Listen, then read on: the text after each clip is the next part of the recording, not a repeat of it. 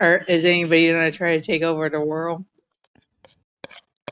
Other than you? They've already did that. So the answer to that is yes, but whether they do it on the recording or not is to be determined. Okay, so she's not only dark, she's also insane. Let's see if there's any brainiacs in the room.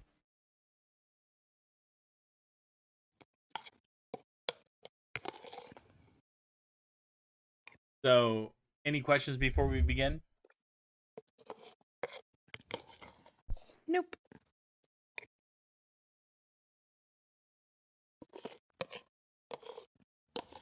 Durro, no None for questions? me. Just one. What was the question?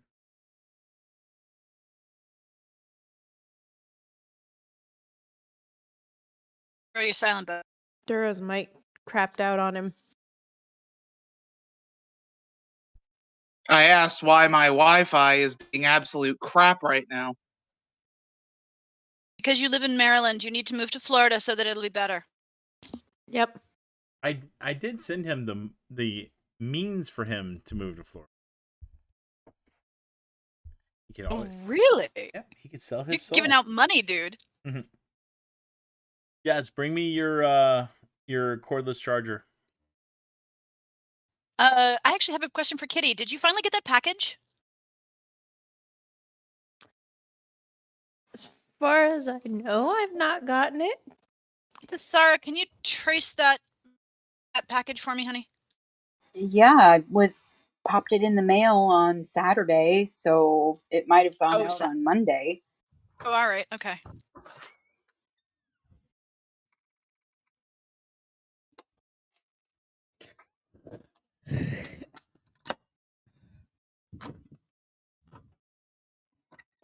There we go.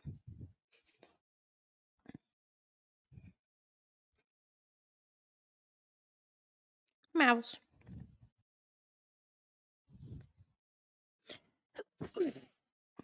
Yes, sweetheart, bring me your pocket charger. Excuse me.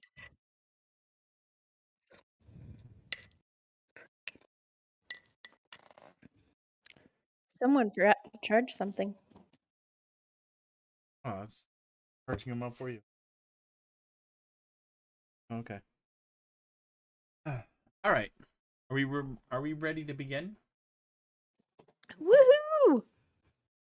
Is the recording set up? Recording is set up. Woohoo! We are going to begin with Hadaza and Durro.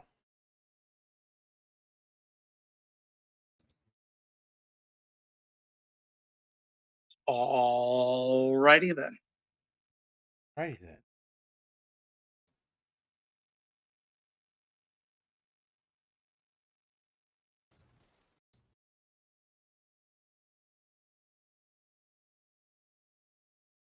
If memory serves, we were on our way to the galley. You were. You guys make your way to the galley, and it's exactly the way you would expect it to be. Traveler's new favorite phrase for this scene. Indeed. So, through the windows of the galley, looking out beyond the space around the Gungmir, you can see a strange world that the Gungmir is orbiting. So we are in space. You are. Well, Actually, we're in orbit, which means we're in Atmo. Huh? Not necessarily. It depends on what level of orbit. A high orbit would mean technically no atmosphere, but a mid orbit would be a very, very, very thin atmosphere, and a low orbit would, yes, be atmosphere. Got a buzzer in your pocket, or are you just happy to see me? That's the alarm I thought I had muted already.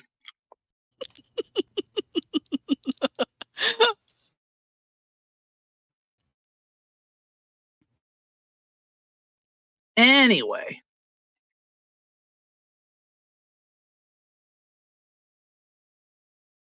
So what I'm hearing is we could potentially pull Alea Poppins to the planet below?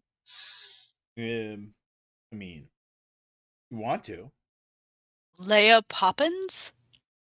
Don't.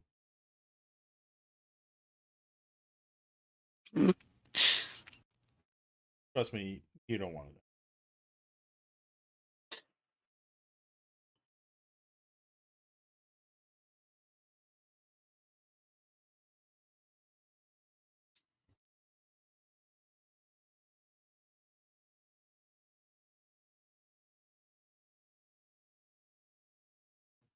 Ah,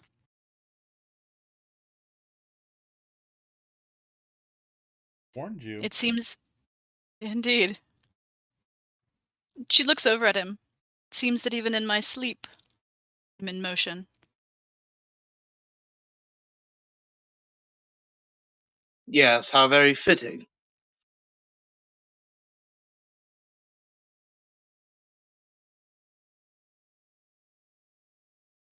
But I am J- again noticing that our quarry is nowhere in sight.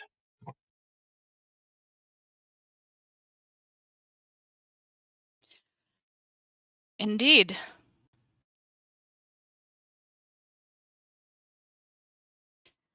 Shall we move on then? The list of rooms is getting smaller. Must be here somewhere unless it doubled back.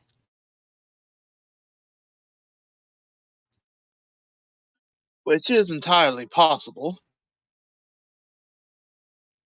I wonder if I could use the ship's security system to try and find this thing.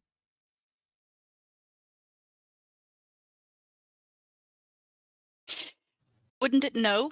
I mean, if it knows what I know, then maybe splitting up isn't such a bad idea. That way you can't tell me what you're doing. This entire place is a mental construct. We are mentally linked, which is how I'm here. You would still know what I am doing.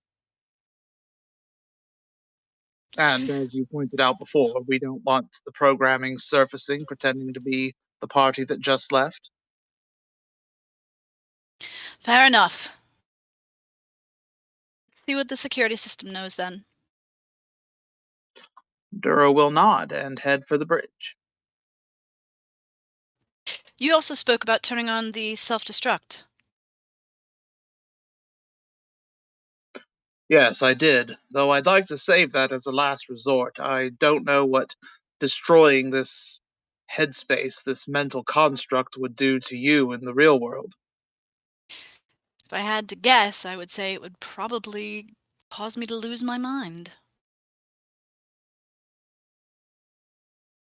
Maybe. Though if you, and he would gesture to the mental construct of her body, survived the explosion, would you go mad?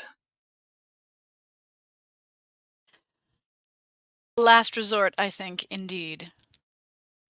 Indeed. As you guys are moving towards a bridge, here's something like a kind of like a rustling down the hall.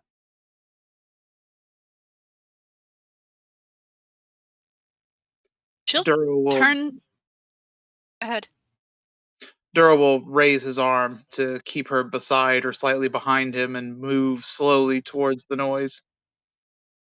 It's coming from Astra's room.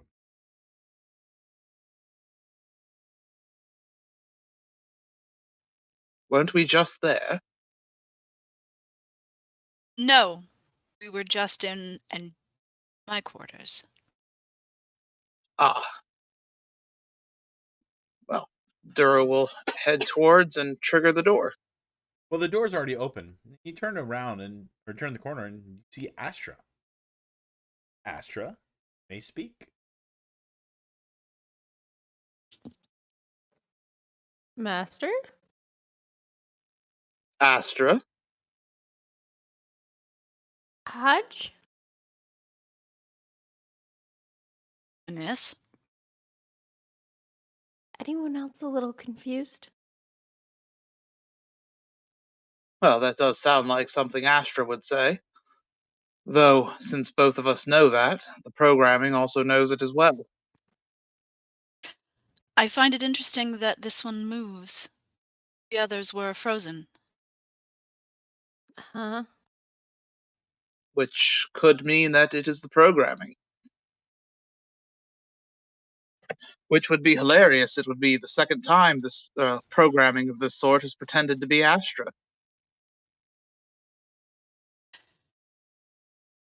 Yes, but if it wanted to appear as something that I trusted. She'll drop her eyes and look to the left. I take it Astra would be one of the last forms it would take. Yeah, that does make sense, y'all. Y'all? She Durro cocks her raises head. an eyebrow at that. She cocks her head and looks a little confused. That's not princess's speech pattern. Neither can I imagine that it would be a speech pattern of someone of some construct that knows that. How do you come to be here, Astra? I have no idea. You have no idea. Yep, I'm as confused as you guys. She looks at Durro, looks at Astra, looks back at Durro. So there are two of you wandering around in my consciousness without my permission or consent. If that's what's going on, it was I totally an accident. I have already apologized for that. And you know why I'm here. I do. Durro will reach out with the Force and try to sense if this actually feels like Astra. It does actually feel like Astra.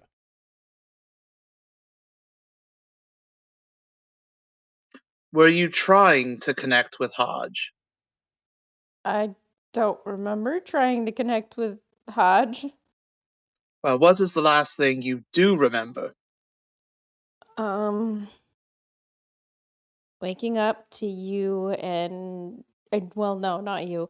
Waking up to Handyman, that is not a face you want to wake up to. Uh, and then seeing you, who I thought was dead, laying on the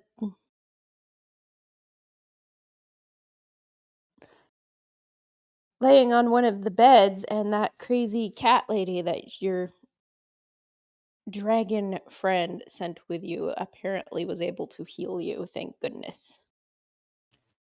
Hodge's mouth drops and she whirls around on Durro. Dead? So, Astra's programming may have been a little stronger than I anticipated. I did fair amount of damage to it, but was not able to Dead. block the return strike. It hit him once, and he was poof gone.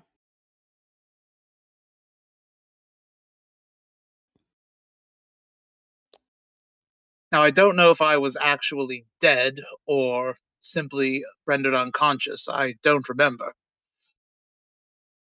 Well, that's just what I feared, Master. I Right. thought it had killed you. Well, we can stand around speculating about whether I've once again visited the ship of the dead, or we can continue looking for Hodge's programming, which has been playing a very robust game of hide and seek.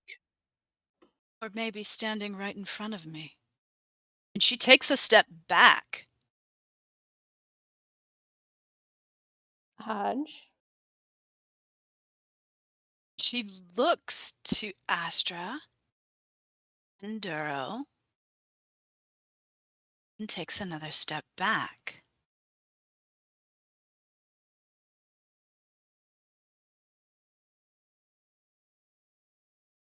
Hodge, I love you. I would never hurt you.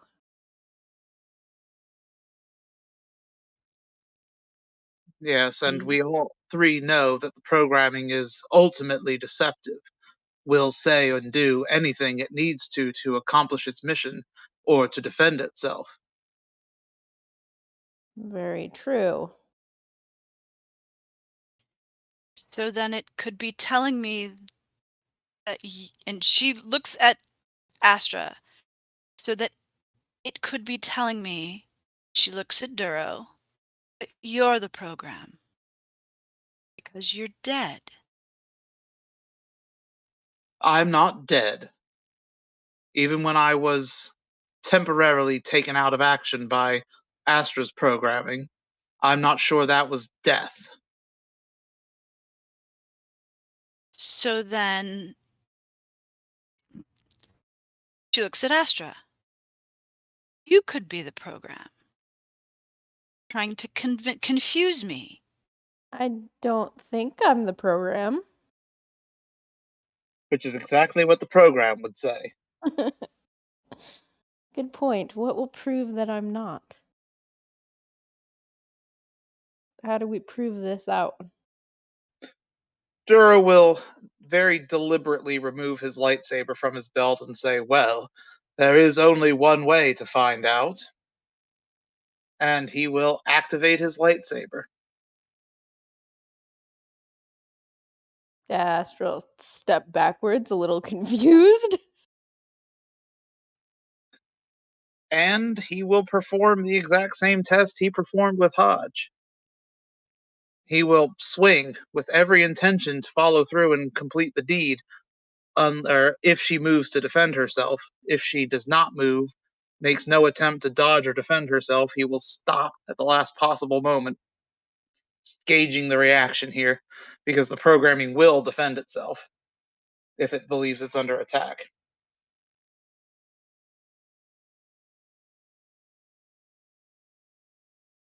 Give me a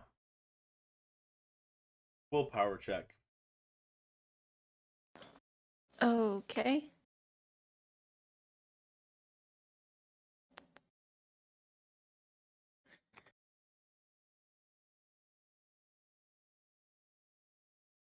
$11.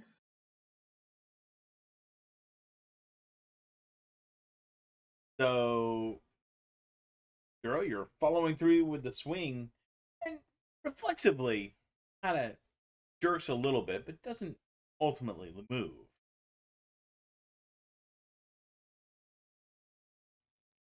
Well, I'll give her a little reflexive twitch. If she makes no move to dodge or defend herself, then he will not complete the strike and will instead deactivate the lightsaber and return it to his belt. Hang on now. Do you want to defend yourself? I mean, take away your agency.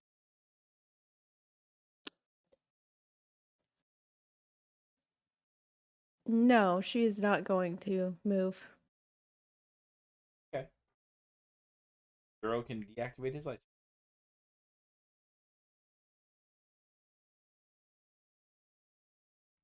Well, I'm satisfied, he will say, looking at Haj.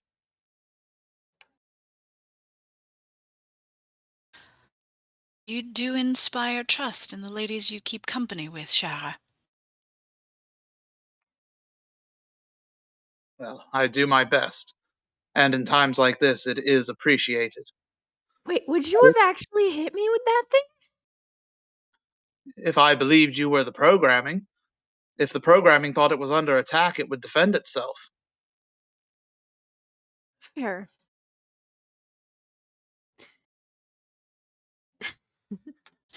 So I guess that leaves the only question to be, how did you get here? If I had to guess, I would say Dragon Lady. And she looks around at him again with a slightly drop jaw. Well, I Who? remember. Sorry, Haji, go ahead. Who? What?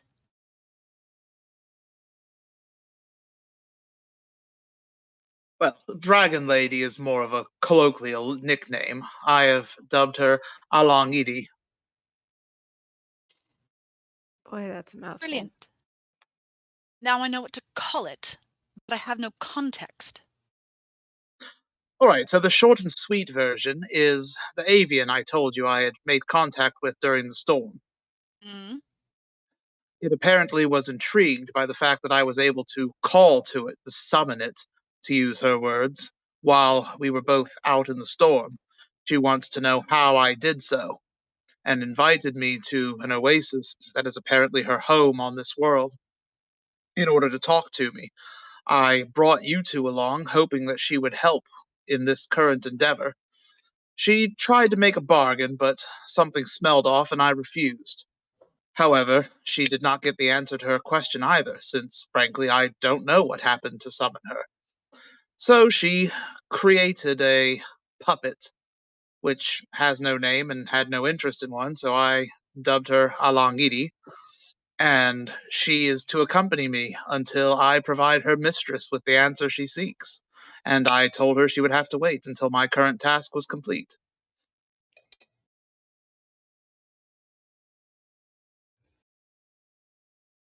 I see. Now, to that end, she did bring me back from whatever Astra's programming did to me, because my duty to her mistress was not complete, and I'm wondering if she sent Astra here to further assist. I mean, we did talk about the both of us entering your mind, Hodge, and dealing with this programming. But I don't remember actually trying to enter your mind.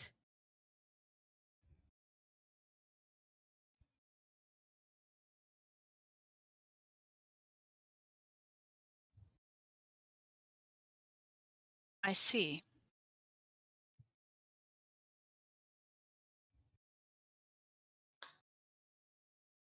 Well,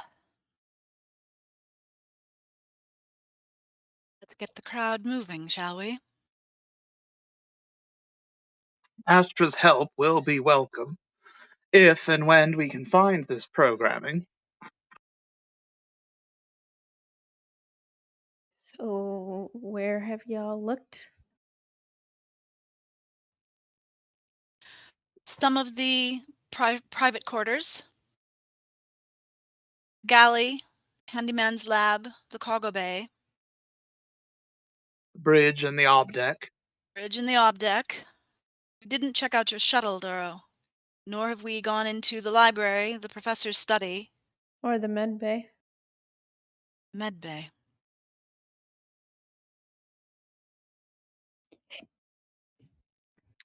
Well, for reasons Hodge and I have already discussed, we should all stick together. We should not split up. Yeah, I would have to agree with that one. So, where should we check out first? I believe the med bay is the closest.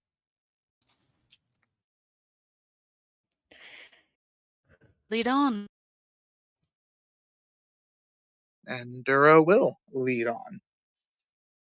So you guys walk down to the med bay, and you see this again deformed creature that is Handyman, What and is that? he rattles and wobbles as he walks, and you see him. His vocalizers are very distorted.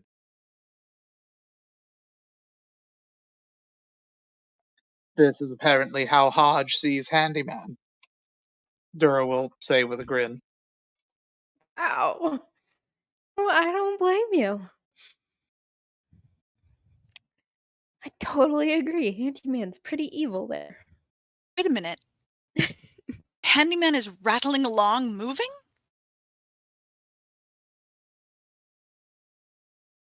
He was frozen in his lab when last we saw him. Might I remind you, this is a mental construct. There are likely to be a great many things that don't make sense in the real world. That's not what I mean. I mean something's different, Durro. Every scene we've come across thus far has been stationary, static. Now all of a sudden they're moving with the inclusion of the princess?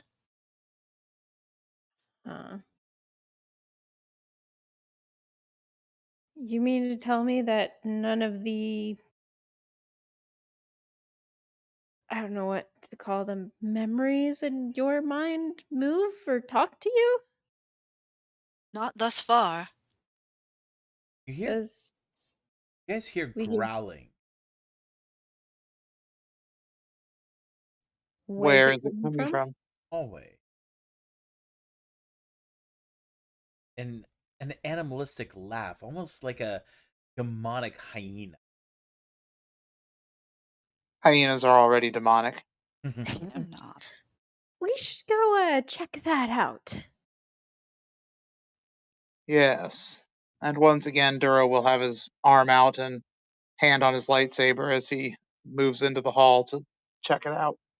You see 9 little demonic creatures moving about the hallway. Some of them are like scurrying on the walls, and one's even on the ceiling. And you can see them leaving little broken toys here or there as they move from one side of the hallway and then turn the corner and then down another. That's horrifying. Anyone have an explanation for that? Are those supposed to be the girls? Yes, because I would thrust myself bodily into harm's way in order to save those, if that's what I actually save the girls, if that's what I actually thought of them. That's fair. Which raises the question then, what are those things?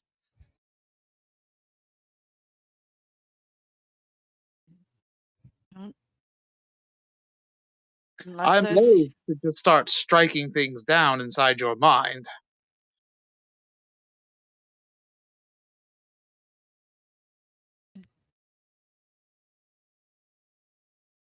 For all I know, it is what some part of me thinks of them. There were toys left in the hallway during the incident.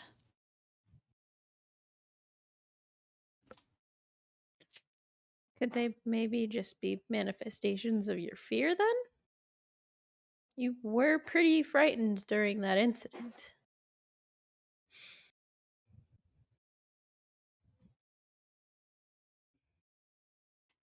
Possible. It's possible they're a manifestation of that fear that whatever left the toy in the hallway.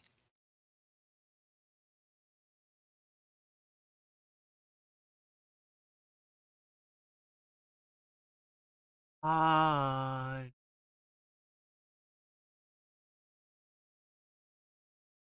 What's that? Goes down the hall.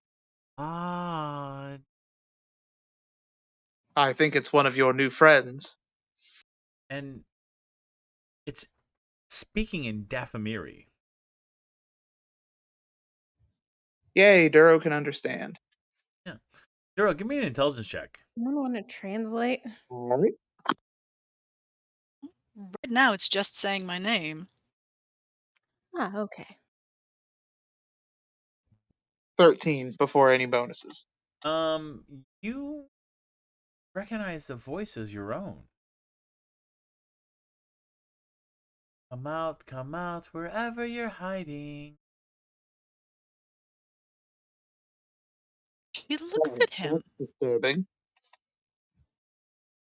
If you're here, what's that? See that come around the corner. It's Durro, a robe. He's got a bottle of wine in one hand and glasses in the other.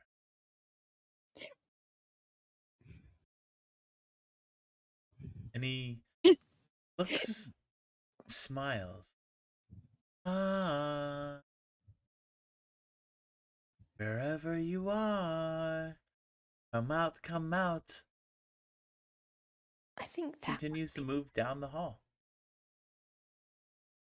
You know, I've always wondered. But yes, I am indeed better looking than even I thought. Ow, master. Oh. You know what? I'd even go so far as to say I'm too good looking to let live. He'll take his lightsaber off his belt. Isn't that what the program would say?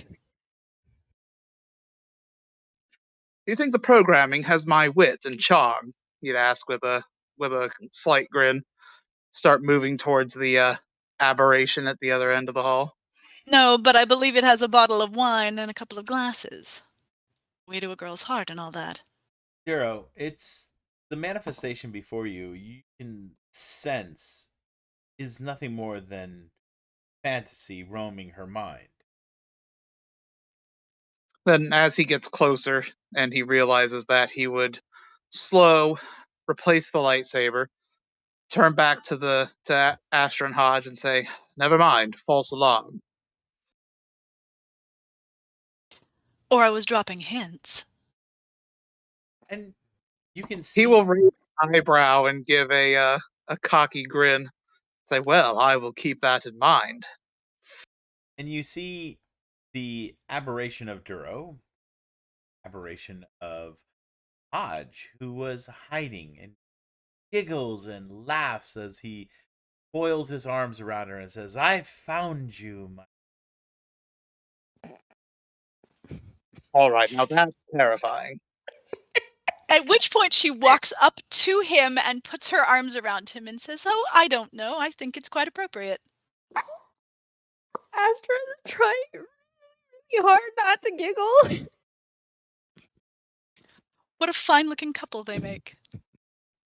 I know, right? If only we could be more like them, he will say, wrapping his arm around her in return. Although, and she looks up at him, I think I like the other scene better. Other scene. Do I? You know what? I don't want to know. Let's find this thing and get out of Hodge's head and give her back her privacy. She looks up at him and drops him a little wink. He'll waggle his eyebrows, but otherwise, just continue looking for the programming. All right. All kidding aside, and she starts to pink just a little.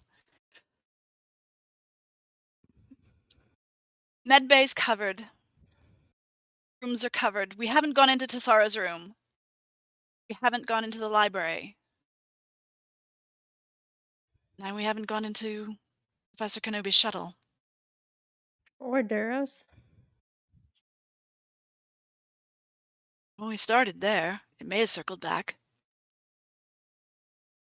You started on Durro's shuttle? No. Durro's shuttle, the library. I thought you meant Durro's room. Nope. I meant the shuttle. 3 places I can't imagine it would be, but we've been everywhere else. Except where the girls sleep.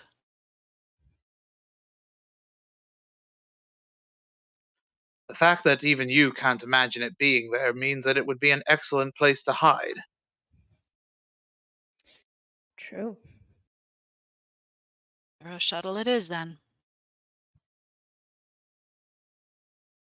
I thought you were talking about where the girls are. Fair enough. Let's went.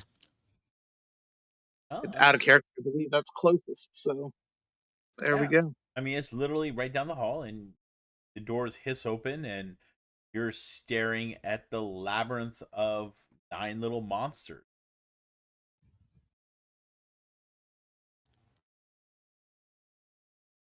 Seems I'm gonna have to spend more time with the girls in order to get to know them better. Or it may simply be your fear. I seem to recall you expressing a lot of trepidation when I first asked you to help teach. Yes. She looks up at him. And then you'll remember I told you that I wanted some of my own one day. Yes. I don't see how this is relevant to the task at hand, y'all. Oh, I don't know. There's something to be said for facing my fears. Good point. And if this thing is trying to protect itself, then disguising itself is one of my fears that I'm to overcome and embrace rather than destroy. Makes a lot of sense. Well, then, do you want to face these particular fears here and now, or shall we move on? I think I'd rather do this in the real world. All right, move on it is. I believe the next closest location is the professor's study shuttle area. Is it? Or is it the library?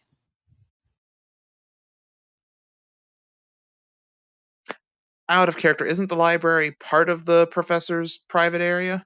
No, the library is not part of the professor's library, or part of his shuttle. Okay, His because I know the study, shuttle is that module thing, so. yeah. And Astra and I still need to work on a deck by deck blueprints of the ship. So be prepared. Some shit will change. Okay.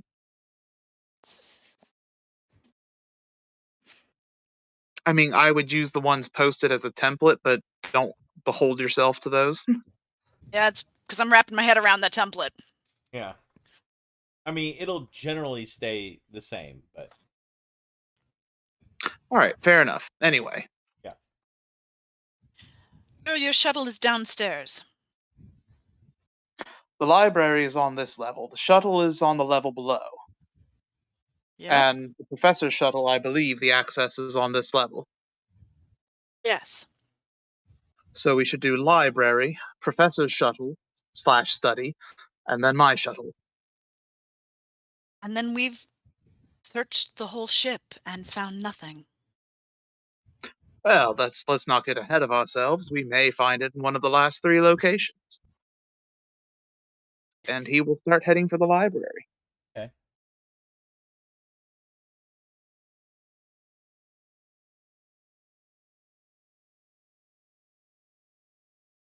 So you guys enter the library. Second. Just to do. Raises massive eyebrow.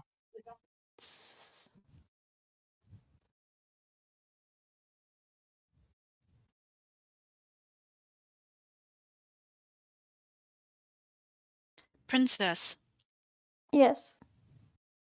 when we leave here, you and I are going to have a long talk about how you got in. Yeah. I kind of want to know how this happened too.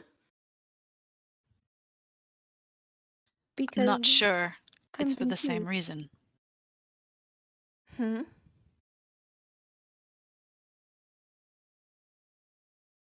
Can you explain what you're thinking?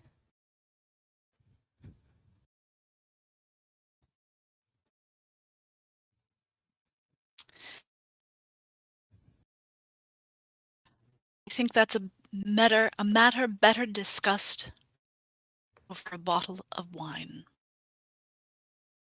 Or whiskey, as the case may be. Just as long as you save some for the rest of us. I'm Hodge, not prone to drinking the whole bottle any longer, Master Theltanus. Thank you so much for reminding me. Hodge, did you see that? See what? Durro, he flickered as if he were not maybe he's a memory or something? She whips around and reaches out her hand to grab his robe. Grab hold. Faster reaches out with the force, can you tell if that's Durro? Like him.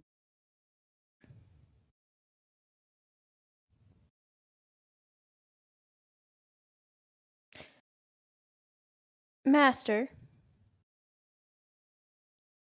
Yes, Astra. How do we know you're not the programming? Haj and I have been through this already. It's one of the reasons we didn't split up. I've not been out of your sight or presence since I arrived here. That was directed mostly at Haj. Nor have I Why been out would of your sight since you've been here, Astra. the programming try to ingratiate itself to me in my own mind palace? It doesn't make any sense. But I saw him flicker. As if he weren't really here.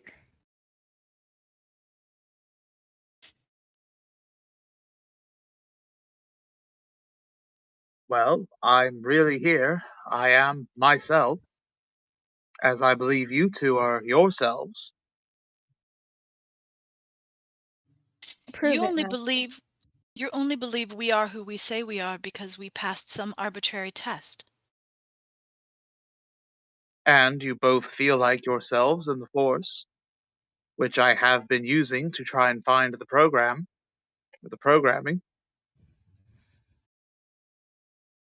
Prove you are you, Master. And how would you like me to do that?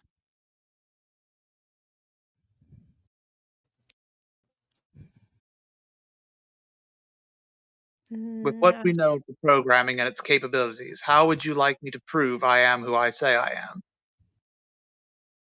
Well, it would only know what the Hodge knows. Correct? And possibly what I know, since I'm linked with her mentally, unless I am able to successfully keep it out of my own head.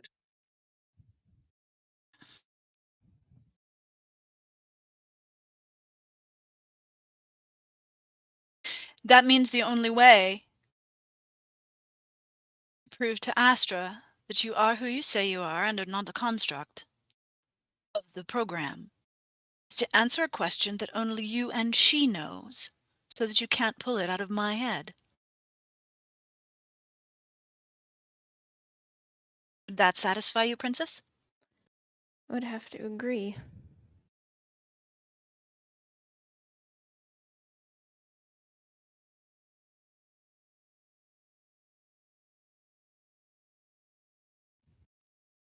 All right.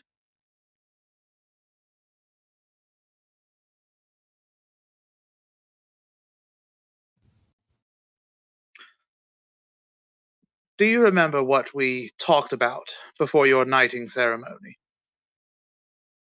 Yes. You ran me through a great deal of questions and then corrected me when I got several of them about the dark side wrong. Yes. And I told you that there was room for improvement. But that wasn't right before your knighting ceremony. That was before we entered the cargo bay. We had a sparring match, and then we talked while I surreptitiously waited for your friends to arrive so they could bear witness, and then was your knighting ceremony. In between the sparring match and the actual ceremony, do you remember what we talked about?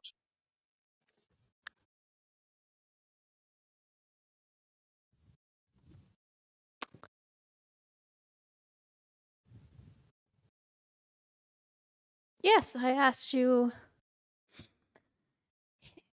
if you, or I asked you about your previous masters, and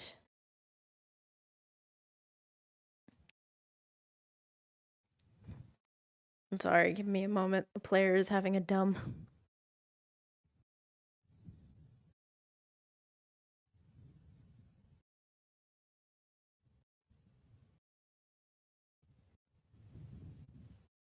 Well, He's when she going back and starts reading it.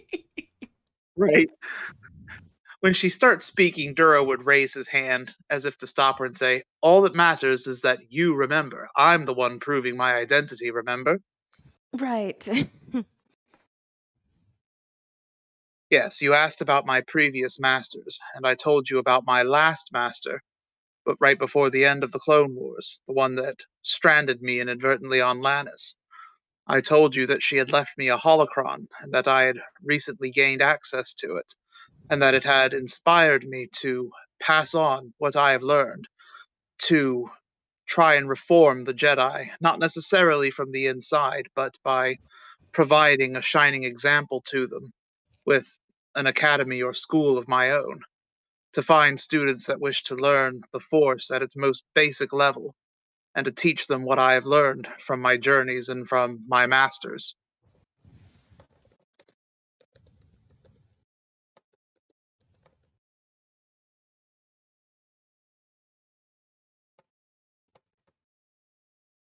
Is that not what we discussed? Yes, it is. Is that a satisfactory proof that I am who I say I am? Yes, Master. Fantastic. Now, to find the actual programming. And he will continue on toward the library.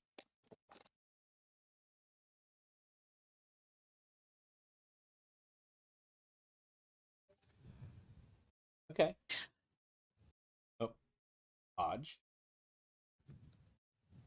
Simply following along silently, soaking in what they're discussing. Okay.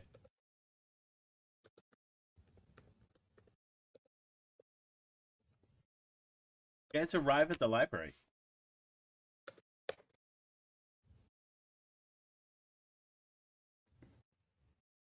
I take it we see no programming.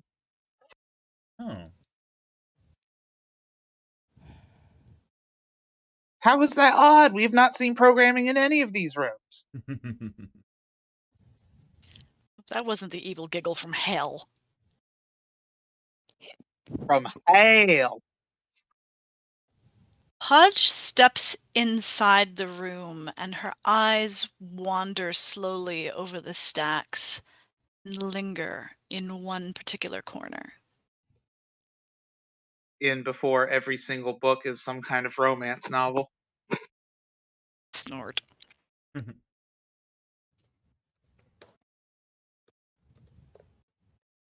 Durro will look around as well, going between bookshelves and noticing random titles, just seeing what Hodge's mental construct of this place is. Also keeping an eye out for anything that might be the programming. Okay. Moving through, so I know what Duro's doing, I know what Hodge is doing. What is Astra doing? If she reaches out to try and find another presence other than hers and Haj and Durro, can she find anything?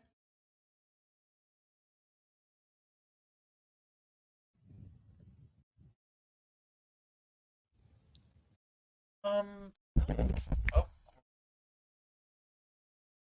hang on. Got a picture.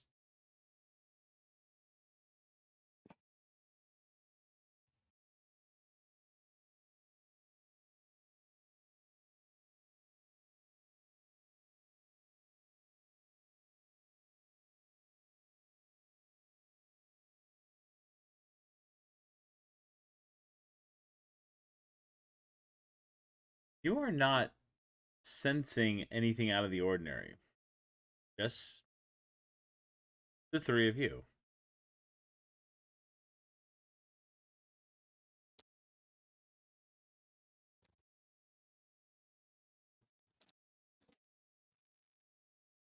Hodge steps back, puts her shoulders against the wall where the door is, and light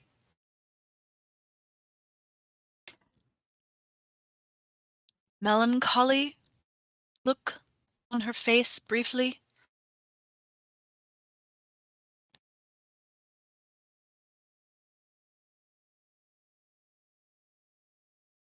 Haj, are you all right?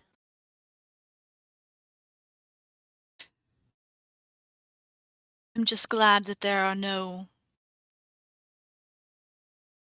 static images here. I find that quite interesting that you have static images. In this case, better static than in motion, I think.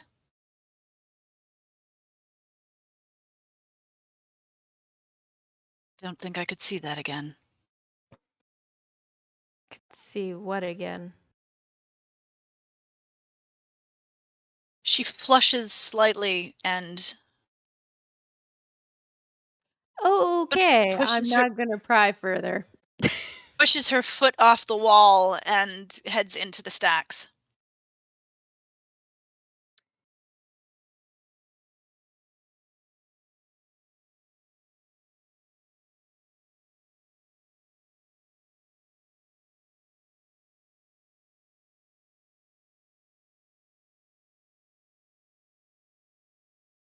Astra, what are you doing?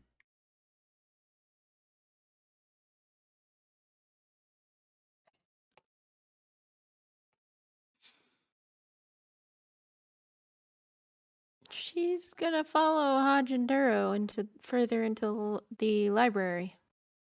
Okay.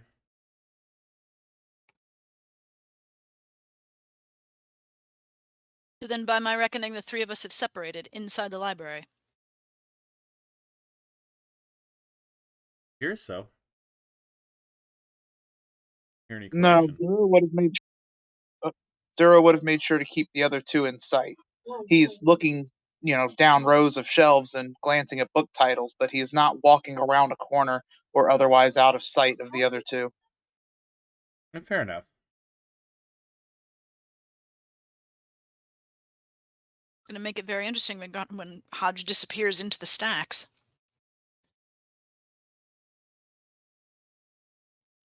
Unless he can stand somewhere where he can see both of them. I do not know what the layout of the library is. So. Astra, what are you doing?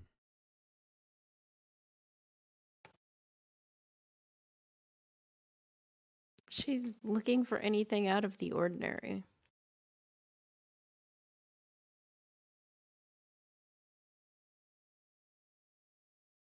Are you following Hadaza? Yeah, because they're supposed to stay together. Okay.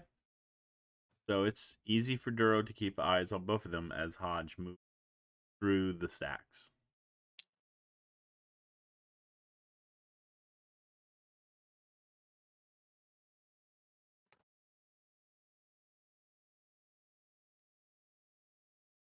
Can I help you with something, Princess?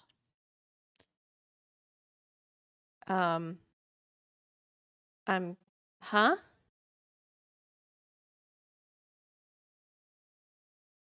Astra look at her really confused. She would also notice Durro closing the distance to actually come stand with them instead of, down a row of shelves or something. Well, right now, this scene is taking place in the stacks. Hadaza on one side, Durro coming up on the other side behind Astra.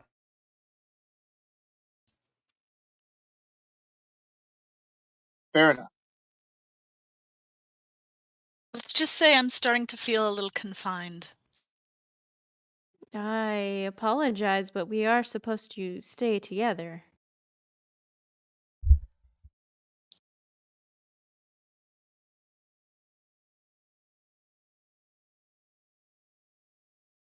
Let's move out of the stacks. If nothing else, then they're starting to feel like they're being walled in.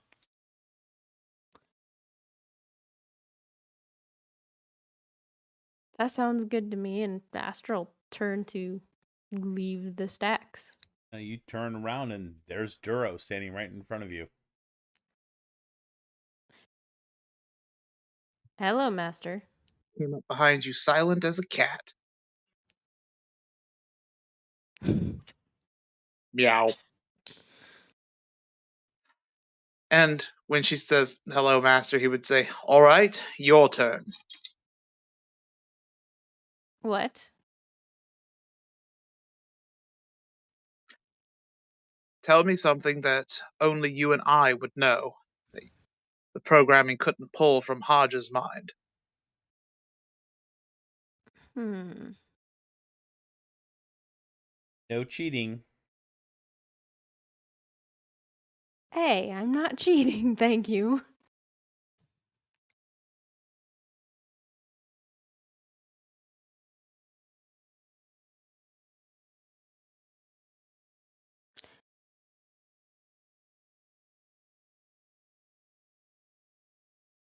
You remember that freak out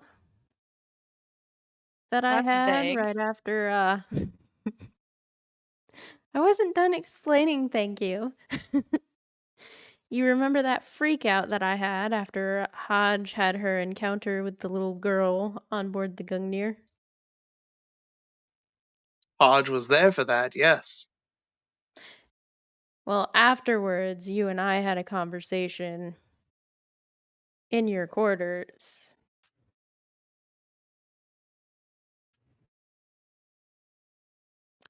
It came down to the real reason I was so freaked out about my possible death was that I was worried I would leave Raza behind, and it circled back to my attachments to my daughter.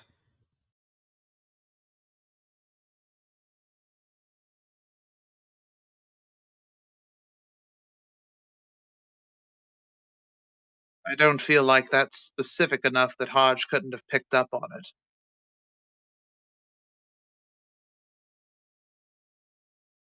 Hmm. Why don't you tell me about your father's kyber crystal when we recovered it from the tomb of the original Lord Baklid on Baklid 6? That's the one that's in your lightsaber, isn't it, Astra?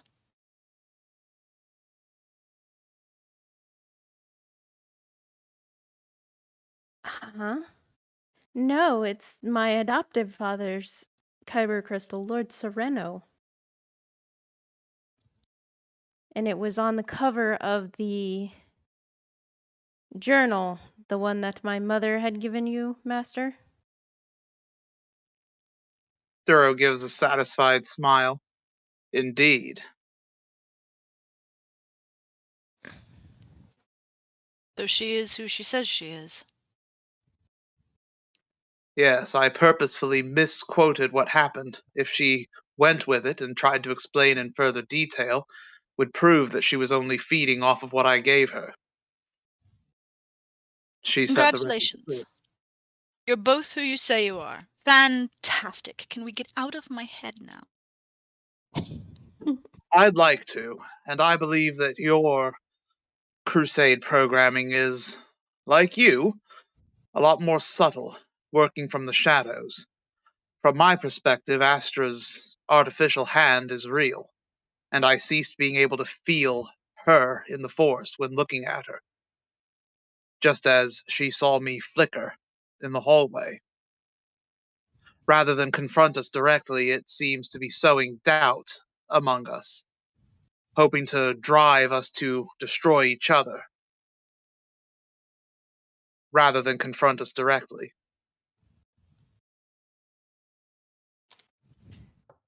How would it have learned something like that? Because it's who you were, who you were built to be, the job you were built to do, to operate in the shadows, to work as a, well, a spy, for lack of a better term, or an assassin, a killer of Jedi.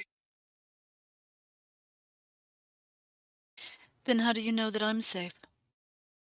And we've had this discussion. I asked you to strike me down if you thought that was the case, and you can't do it. She looks at Astra. And you? So remember that it's Hadassah, Astra, Durro in the stacks. So both Hadassah and Durro roll wisdom, please. Roger, roger. Okay, who invited the rabbit? What's your vector? What's your vector, Victor? Oh!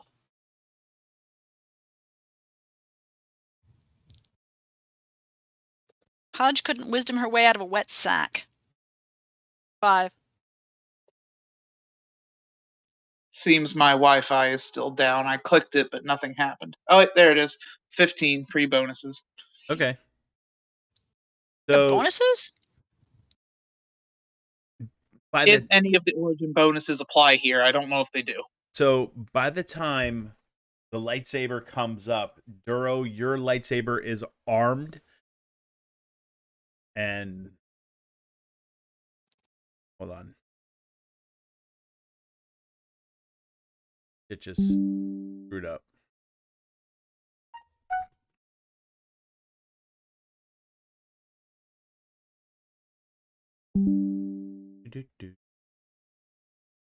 I don't even see Traveler and Wanderer in the Roll20.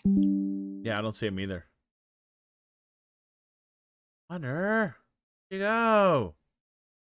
I am right here. I told you my Wi-Fi has been being stupid for like the last 3 or 4 days.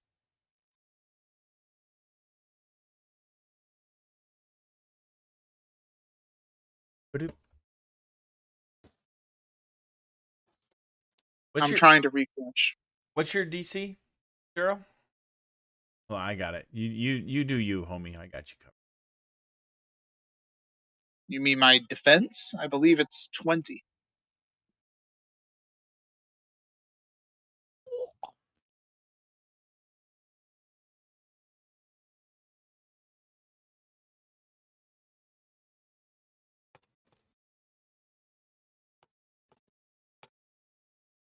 Boop, boop, boop, boop, boop, boo. Boop, boop, boop, boop, boop, boop, boo. Boop, boop, boop, boop, boop, boo.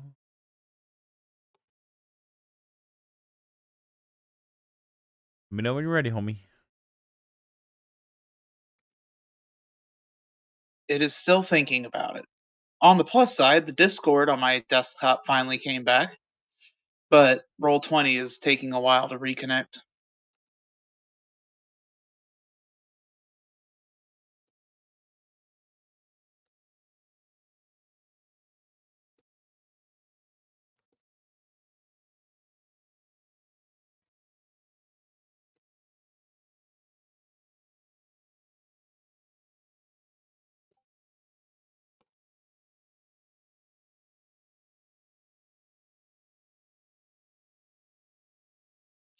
All right, I don't want to hold things up, but it is taking its sweet time to reconnect. All right, don't worry.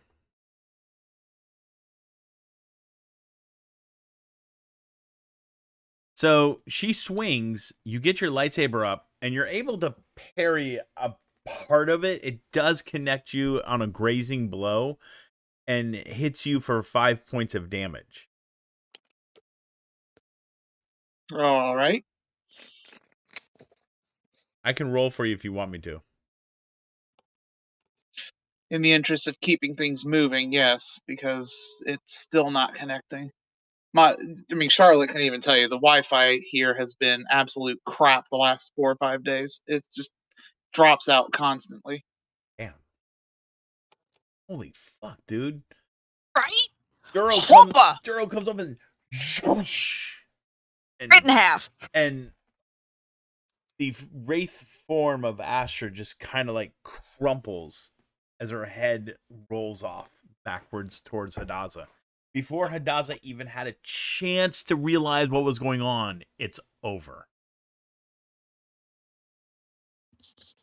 Well, out of character, that kind of makes up for last night a little. It's like we're not doing this again. She looks down at the head and looks up at him. How did you know? She passed your test. Yes, and that is worrying. I knew because she attacked me. My reflexes have been a hair slower. But she had the answers. She knew. I don't have that information. Well, I did pose the possibility before that it has access to my brain as well, since mentally I'm connected to you, which is how I'm here. Why now? Why this moment when we're in such confined quarters?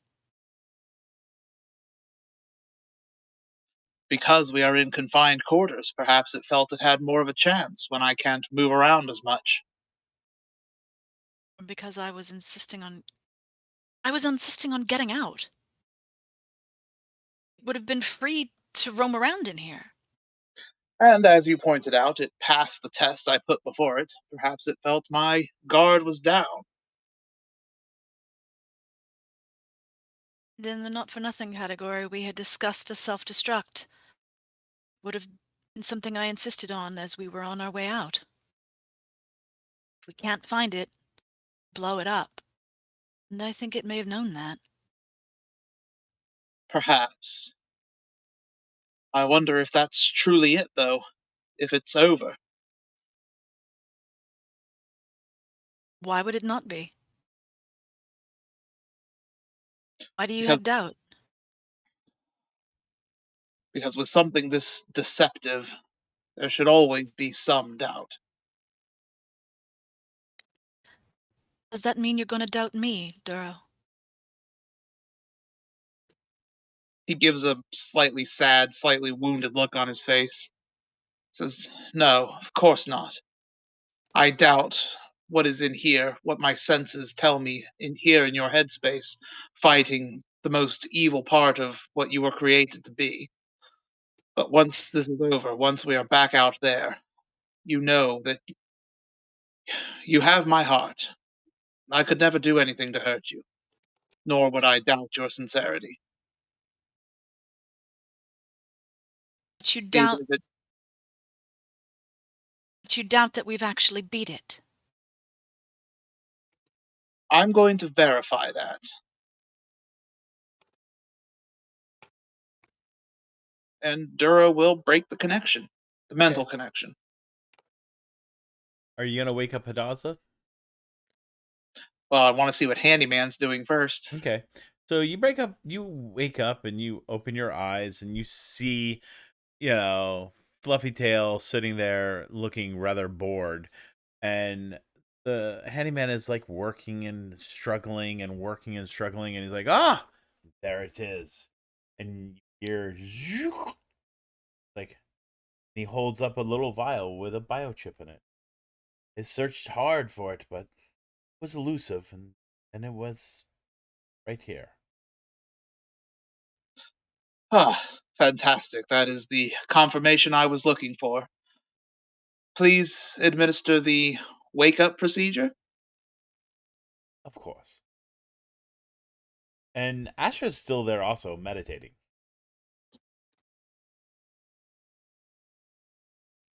Dura will reach out to her in the force to prompt her to come back. Come back. Astra will open an eye and tilt her head sideways. Is Hodge okay? Yes, I believe we beat it. Handyman has another chip he can study. Wonderful. Are you okay? I took some minor damage. It took your form when it tried to attack. Why me?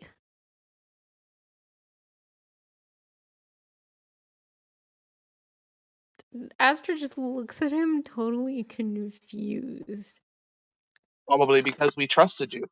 What is the last thing you remember?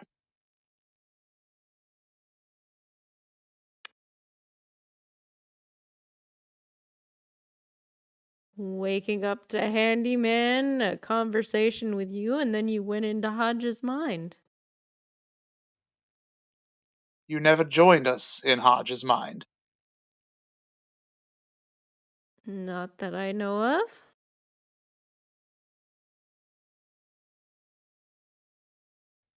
That is indeed concerning. Why? What happened? You. Alright, well, Hodge's headspace was the Gungnir. That is the place we imagined. And you showed up in your quarters. It felt like you. It answered questions that only you and I, and not Hodge, would know the answers to. You were How? helping us look for the programming until suddenly you tried to attack me. Astral blink? But clearly it wasn't you. 2 questions. How is that possible? And what now does Haj know that she didn't know before? Well, as I theorized while in there, since I am mentally connected to her in order to make all that possible, it is conceivable that it was able to read my thoughts as well as hers, because I was not sufficiently guarded. That is what Master Durro said I needed, was a method to guard my mind from being probed. That method would take years to master. But we didn't have years. Precisely. It took the answers from my head. Ah, Devious. Very dangerous. But we did prevail. I am grateful. As am I. Handyman, what is the ETA to her waking up? Any moment now. Durro will position himself so that it is he and not Handyman that is the first thing she sees when she wakes up. You hear Fluffy Tail. So, can we now move on with much more important things? You've once again proven you're a hero and saved your girlfriend and little friend. I did say when they were both awake and on the mend. As Haj is not awake yet, my task is not complete. She'll leap off of the table that she's sitting on and walk over to Hodge and slap her. Hodge, you wake up rather rudely, slap across the face. The first thing you see is Durro. Pretty sure that's not where the slap came from. Look, it's awake. Now, my patience grows thin. I'm Pity your beginning to ass wonder if you doesn't do had the patience at same. all.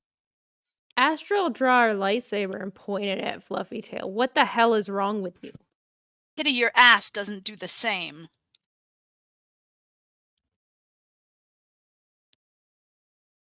All right, let's not do anything we all might regret. He Are will you kidding point me? at he will point at Alang Idi and say that was uncalled for.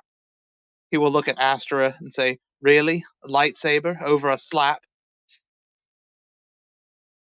She slapped Hodge. Yes, and you threaten lethal force in return. That seems un-Jedi-like. Not unwarranted. Perhaps not. And he will extend an arm to help Hodge up. She takes his arm and stands and holds it, continues to hold on to him. It may be unwarranted by your perspective, but your delaying tactics are equally unwarranted. You have a task.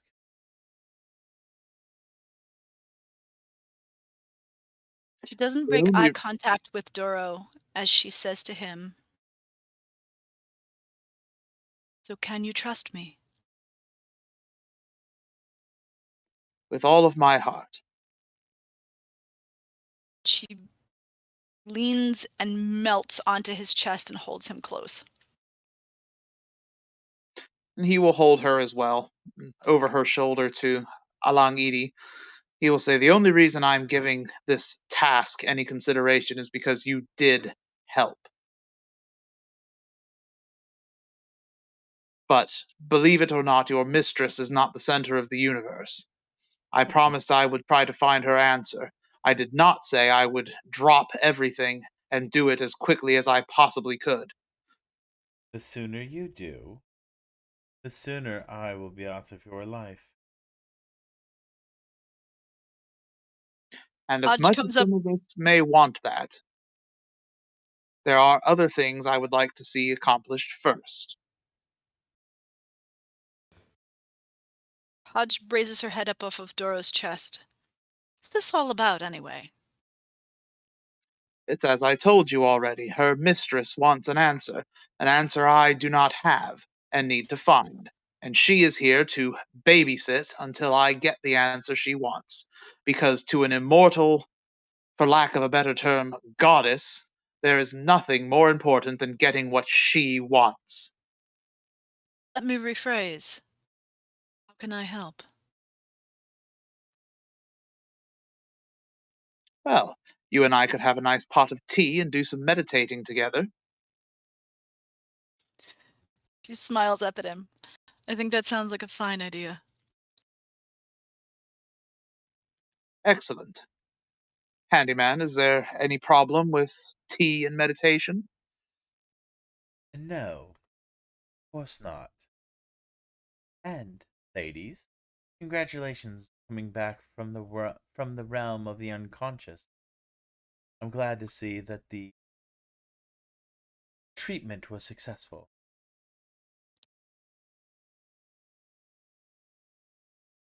Haj Thanks. looks down at the little metal monstrosity. Thank you for your part in this, Handyman. It's nice to know I was in good hands.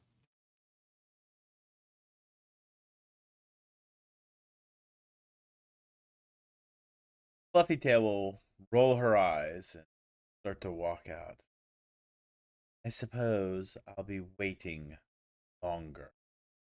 And she pauses next to Astra. As for you, little one, mortals are so cute when they think they're on equal. Go to hell. And she'll look at Durro and say, if it's all right with you, Master, I'm going to see if the girls would like some hot chocolate. Well, I know one who would. Go ahead. And Astra will put her lightsaber where it belongs and walk out to go find the girls. All right, I'm going to pause you guys there. Oh, I had one more line. Oh, I go had ahead. one more line Go on ahead. closing. Do ahead your one more line as Fluffytail walks out behind Astra. She looks up at Durro. About instead of tea, we have a bottle of wine. I think I can live with that. He'll grin back at her.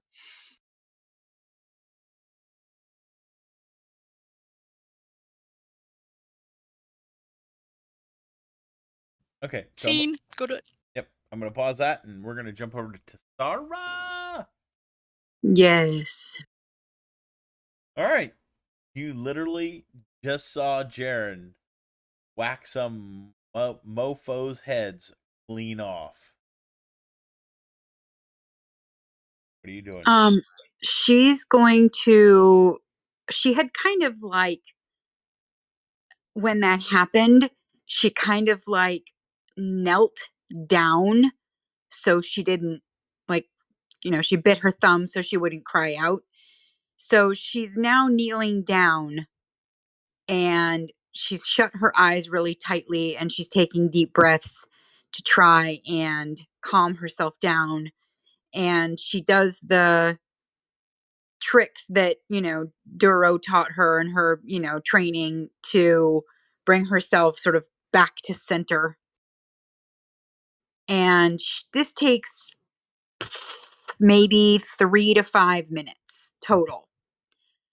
And when that's over, she stands up and looks and sees what is happening now 5 minutes later. So 5 minutes, as 5 minutes is passing, you can hear Nazil talking to the villagers and the Narani, telling them that this is a new age, a new era for all of their people. Not just those here, but a new era to bring enlightenment, being technology to their culture. And she tells the people that the Coruscant gods are more than the spirits have ever been to them. They could be shepherds guardians. Their wisdom, their knowledge is far beyond even even her and her people's wildest dream. It's a good 5-minute speech. It kind of outlines what she's looking for. And you see, as you're sitting there waiting, you see the professor and, well, the professor following a really upset looking Phelan. She's stunned because she thought that Fei Lin and the professor were pretty far away. So she just stands right where she is to watch what happens. And Phelan addresses Jaren. Did you think your deception would fool me? Jaren smiles. Mother, you have been intentionally denying these. And Jaren turns to the villagers. What Nazil says is true. The Coruscant gods can raise us up. And he turns back to his mother. What you've denied these people since we first were abandoned here. And you see Phelan kind of shake her head. Give me a spot check.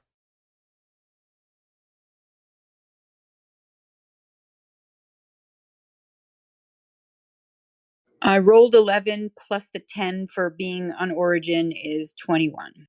You notice that he reaches into his pouch and pulls out something. Not sure what it is, but he definitely pulled something out of his pouch. Not big enough for a weapon, just to make sure it's clarified. And he speaks to the people again. The Coruscant gods are real. The spirits, their era has passed. Behold our power. And you hear Phelan like, Jaren, no! You can see him reach up his hand and he's drawing in and he kneels down and plants that hand that he reached into the sand. And he's closing his eyes and you can feel the force being channeled through him. Then something happens. Starting from where he's kneeling and touching the ground, sand turns green. Like somebody slowly unrolling a carpet. Spreads out in all directions from around him. Sand turns green. Hush. Dense. And it reaches the entire area. And people are shocked and surprised. Some even turn back back away with fear. While others reach down and touch and run their hands over it with confusion. And you see Nazil standing there, the smile on her face, as if she knows exactly what's happening. And you can see Phelan's face turn cross with betrayal. Those villagers and almost all the Narani turn to Jaren, Nazil, drop to their knees, turns back to his mother. You can choose to fight me, mother, or you can accept your sentence for the crime of holding these people, he says, without giving her a chance to. I hereby banish you. What are you doing, Tesara? When she says that, she looks at the professor to see what his reaction is. She or he? That was Jaren talking. Jaren. Tesara, while Jaren is talking, and when he makes that statement of banishing his mother, Tesara looks at the professor to see what his either expression or reaction is. He Give me a sense motive check.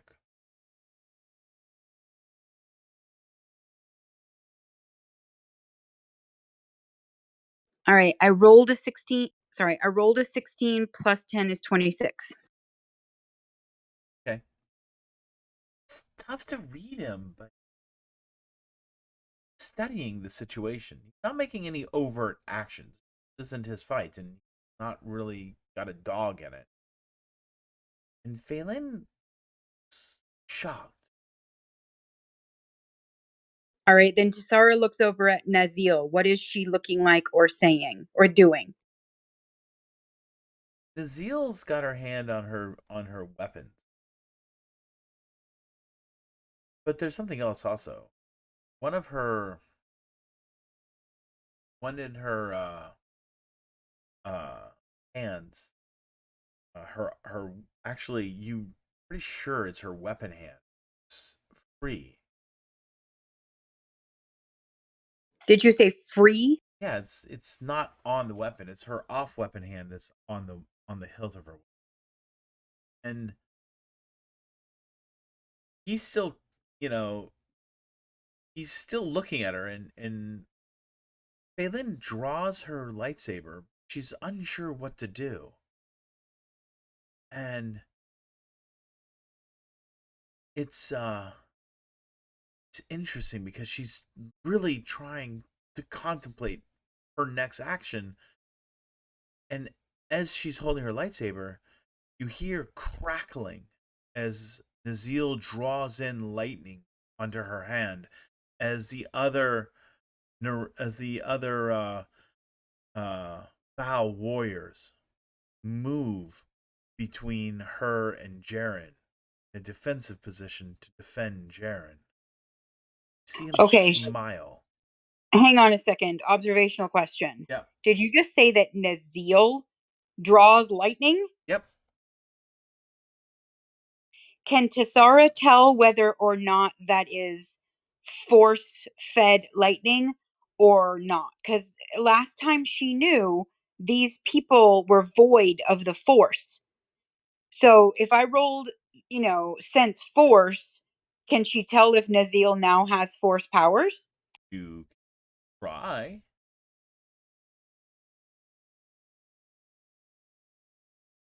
All right, I rolled a 13 plus 10 is 23. Okay. You don't sense nothing from her. It's like the rest Nope. of the vow. Okay, so she can then extrapolate that she can then assume this is the same kind of bending. I mean, player knows it's from Avatar, that it's it is some kind of elemental bending and not the force. You haven't seen it before, but yes, you can assume that. Okay. So Nazil is pulling this lightning.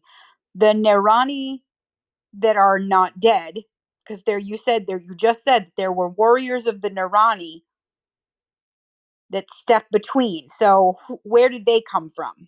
Not Or warriors of did the you mean Varan. the Valpo? I said the vow. Oh, okay. I thought you said Nerani. Right. Anyone who's not a warrior was already kneeling and bowing, including almost all of the Nirani. Okay. So the Val folk are the one who stepped between Jaren and his mother. Yes. Right? Okay.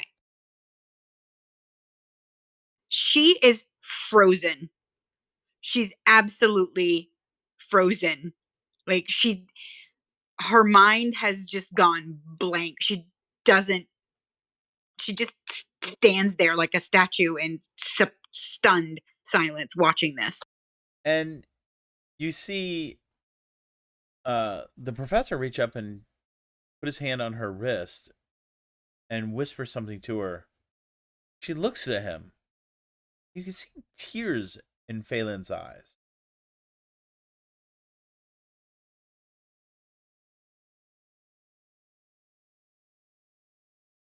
Okay.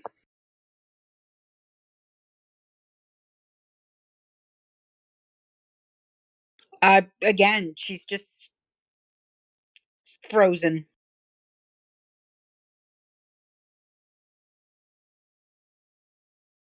And those who've not bowed, Jaren gives another declaration. Those of you who wish not to embrace the new gods, the Coruscant god, are more than welcome to leave this valley. And he turns to the Narani.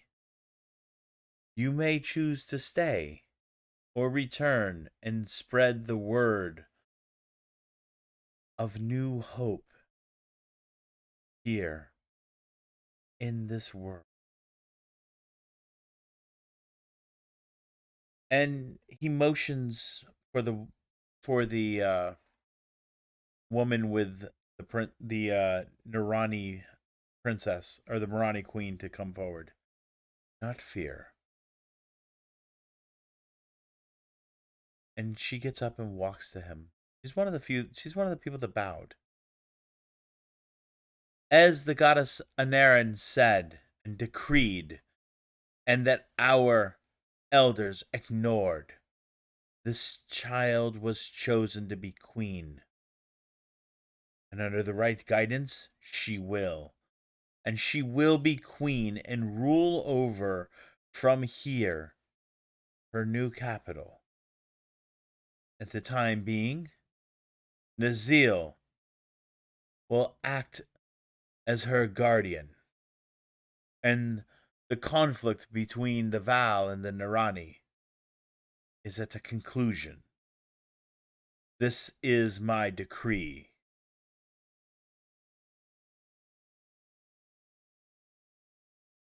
And Nazil, and the mother and the baby walk into the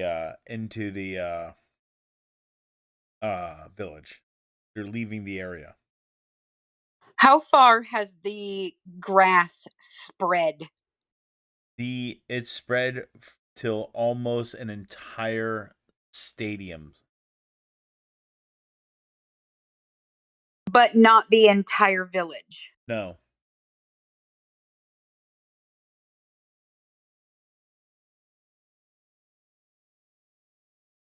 Can out of character.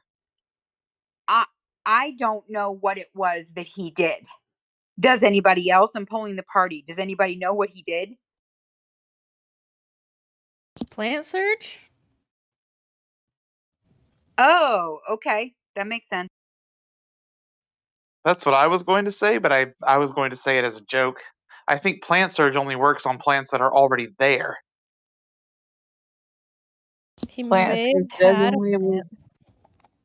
Oop, sorry. He may have had a plant concealed. So plant surge only works on plants that are there, and plant surge entangles people, not grows things. Yeah, it only manipulates plants that are already there. It does not make them. Yeah. Ah, Okay. So then Tesara would have no idea what it was he actually just did. I would assume not, especially if you don't know as the player, and I have no idea. Right. Okay. All right. Back in. A dumb question So, before we jump back in. Does anybody touch the grass? Do we know that it's really there, or could it possibly be just an illusion? well, that's kind of what I was going to get at. You know, I was asking how far the grass had spread because I wanted to see if it had reached her. It has not. Okay, so she is more than a stadium's length away from where this happened. Correct. So she is standing up straight now. Does anybody see her at all? if they do, they don't appear to be paying attention. You do see the professor and Phelan withdrawing from the area. He looks like he's consoling her, and the villagers are coming to terms with the new order.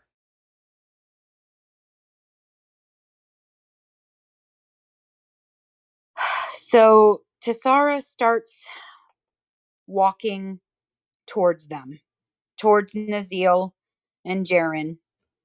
They're And leaving the this, area. I have to catch up to them. that will change things.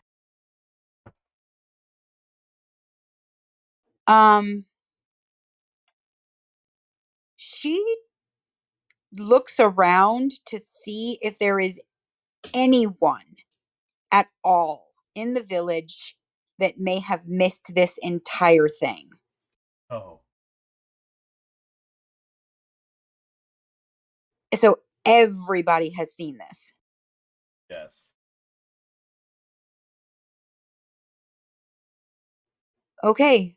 She closes her eyes.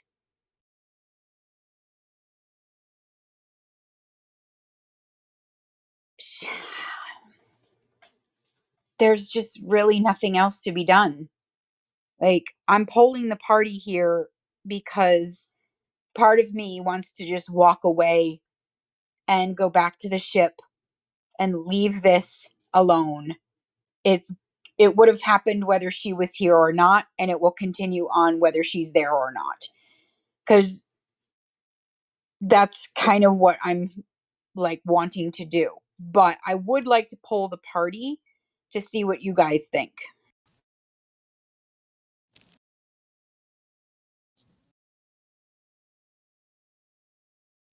WWDD. What? Huh. What would Durro do? What would Durro do? I was going to say, or WWDS, if Tesara's looking for advice. I pretty Did sure he would do Tesara the same. did Tesara achieve her goal, which was to save the mother and child? Yes, that is likely the reason that she no longer feels like there's anything she should do or say, because it is obvious that Nazil and Jaren and the others do not intend on harming anyone who is innocent. You know, there he even said the one tipping point was to the Nirani, you can stay or you can go. There's like that to me was the one thing that Tesara was the one thing that Tesara was waiting on is to see if those Nirani would be made slaves. But when Jaren said you can leave if you want to, if you don't want to, you know, go with us basically and be in our cult, then you can go. I'm being funny. And that for her was the point, the tipping point. This is part of why I'm thinking it's just time to walk away. There's anything else that she does could just screw things up. But I just wanted to check in what other people thought. You can always call Durro. I mean, I'm sure one more delay is not going to annoy Fluffy Tail any more than already has. I don't think she would. And I'll tell you why. Because the last time she saw Durro, he basically said, I'm going to go to see if I can do this with Haj and Astra.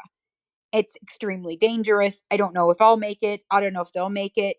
The last thing that she wants to do is interrupt him. So, like, she could literally be calling him in the middle of him trying to do this. She doesn't know anything about the time thing on the ship or anything. So, no, she's not going to call him. That makes logical sense. It does. And She has trained with him enough that she should have a good idea of what he would say if he were here advising her. Right, which I believe, and please correct me if I'm wrong, is yes, it's time to walk away. Don't involve yourself anymore. Yep. Okay, thank you, you guys. Does anybody else have anything to say before I pop back in?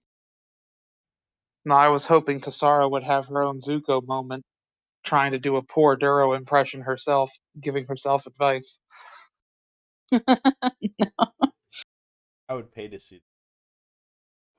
That would be funny. So she's going to just slowly start walking back towards the edge of the village. And when she gets there, unless you have something for her to be stopped along the way or something, if she finds the edge of the village without being interrupted, she's going to call Handyman to see if he can send the shuttle for her, send Okay. a speeder for her rather. Okay. And as you're cutting across towards the edge of the village, cut across the grass. In that in that case, she would kneel down and put her hands in it to see if it's real. Real.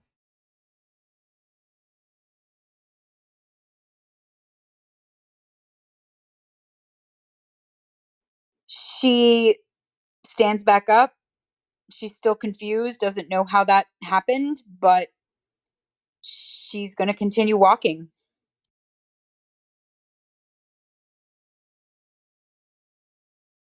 Can she see, like, whether or not this grass is like sporadic? Like, if she turns a corner, is it obviously a circuit? Is it obviously a circular ripple? It went out just about 230 meters from the center. It's a large green circle. So if you're standing on the edge of it, 230 meters straight into the center was where Jaren was standing. So she looks up at the sky because she knows there's never any night here, and it's always hot and bright. And the storms that come, as far as I understand, had no rain to them. They were just sandstorms, right? She's sad that this isn't going to last. Like, she can't determine whether this grass or not is force created, or can she? Is there a way for her to tell that? Pull the party. I'm not gonna. I'm. Okay, that's fine. No, you don't have to quantify. Okay. You're the storyteller. So, okay, guys, what do you guys think? Would she be able to tell? C-Force? I want to know why it's of interest to her. If she's done here, if she has done what she has stated her goal to save the mother and child, why does it matter to her whether the grass is real? I don't really want to reveal that yet, That's but legit. yeah, she has something in her mind that I don't. Yeah, I don't want to reveal it yet. Hang on. I rolled 17 on C4, so plus 10 is 27. You've seen plants through the force before because anything living possesses the force. The world here is made up of, as Durro would say, the cosmic. Not a whole lot of living force. But this patch of grass is the living force. It's alive, just like grass would be alive. It is real, healthy grass.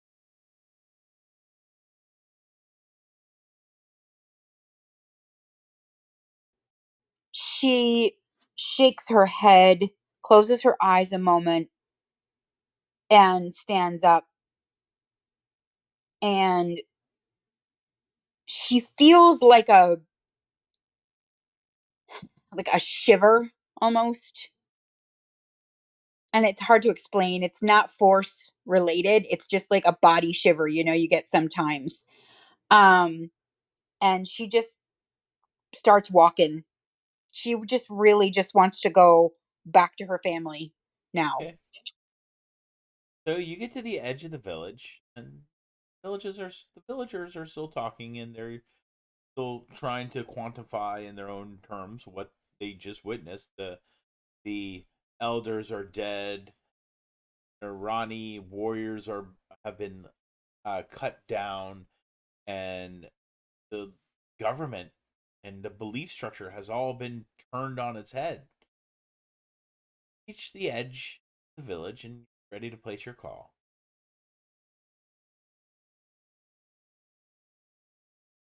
So she turns on her comlink and calls Handyman. Hello, Tesara. Handyman, can you please send a speeder to come get me at the village? I'd like to return to the Gungnir, please. Of course, I have good news. Both Hadassah and Astra have been saved. And Durro? He still breathes. Oh, thank goodness. Thank goodness. Thank you, Handyman. Of course. And the girls, are the girls all right? Why wouldn't they? They were never in on. Just instinct. Thank you. I'll be dispatching Cheery. She'll come pick you up.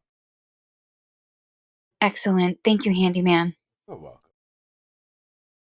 And she ends the call and leans against a building, looking out into the desert. She has an approximate idea. It'll be about 20, 20 to 30 minutes before they're there. Okay.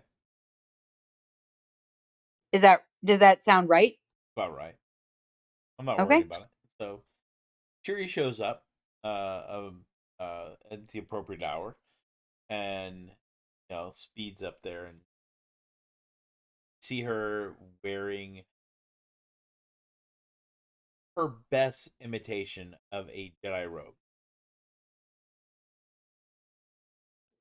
The first thing that Tesara is going to do is that she's gonna it might be awkward for the position, but she's just gonna give Cheery a hug. Hello. I'm so happy to see you. I'm glad you're okay. Okay. I'm a I'm It's I'm a Jedi now. Like Jedi. She smiles. Oh, you're a Jedi now. When did that happen? Well, Master said he's gonna train me, and I'm an official Padawan. Oh, I don't see a braid yet. Would you like me to give you one? I like that a lot. We can do that when we get out to the ship. How's that? Agreed. Are I you have the only one, or any of the other girls on the same path now? these. I like to have something that's mine.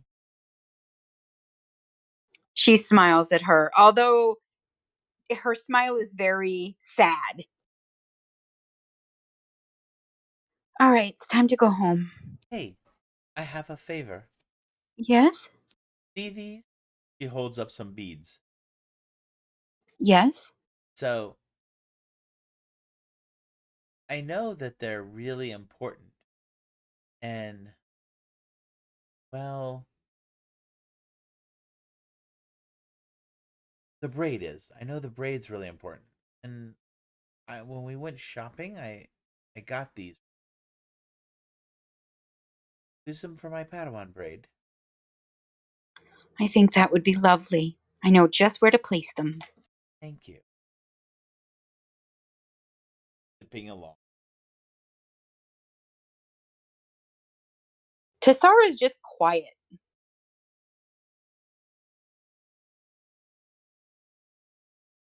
Is Cheery going to tell her about the animal that they found, or about the Oh, lady? You said she was sad, so Chiri's not sure how to handle sad Tesara. It just seemed in character for her to chatter. If she doesn't know what to do, she would likely chatter, but that's fine. She doesn't have to. Yeah. Well, usually when people are sad, she tries to be cool. Okay. So, So are we just getting back to the Gungnir? yeah. It's a nice trip, you know. Chiri tries not to do anything to irritate you or upset you. And That would she be very difficult, but yeah, okay. and she takes the speeder into the bay. Tisara says she gets off the speeder when it's docked and, stopped, and she'll just say, I'm just going to go freshen up. I feel like I'm covered in sand. Mm, I'll meet you back here in 10 or 15 minutes. Back here in the cargo bay? I'm sorry, no. Why don't we meet in the kitchen? Okay, but gotta be careful. Have a What? new Why? have a new visitor. Super, super dangerous. Even Durro knows she's Tisara looks stunned. Somebody's aboard that's dangerous. yes. Who is it? Well, the so Durro made a name for her. I don't know how to pronounce it. So I call her Bright Fluffy Tail because I thought she was an animal that could just like mimic us. She like wears a mask and everything, and she's got this ugly looking knife on her hip, and she's like daughter of a dragon, and she's all like um talking to Duro and barking orders at him and telling him that that um there's a task he has to do, and she hit Hadaza, and Tisara is looking stunned. Asher was all like lightsabers like and Duro's like it's okay, calm down, and and you know there was like really super tense moment. Oh my goodness. Yeah, so be careful with Fluffy Bright Tail. Really, really super dangerous. Oh, Oh, and we got a sand kitty. a what? A sand kitty. A sand kitty? Yeah, yeah. Oh, it's a Super, cat. super playful. Well, I'm glad that's not dangerous too. She sort of smiles. So he's only like this big, and you know, and he likes to eat rodents. We already caught a rodent, and oh, he's like super, super, at him. Well, we'll make sure that we take care of the sand kitty. I'd like to meet him first, or her, before meeting this dangerous person. Well, we're dating him, and Duro already said we can keep him. Well, sorry, wait. Astra said we could Of course we're keeping him. She kind grins of. at her. Well, I'm sure if this person is aboard, even if she's dangerous, Duro will handle it. He is very wise. Exactly. But again, you got and whatever you do, don't make bright, fluffy bright tail mad because I don't want her to hurt.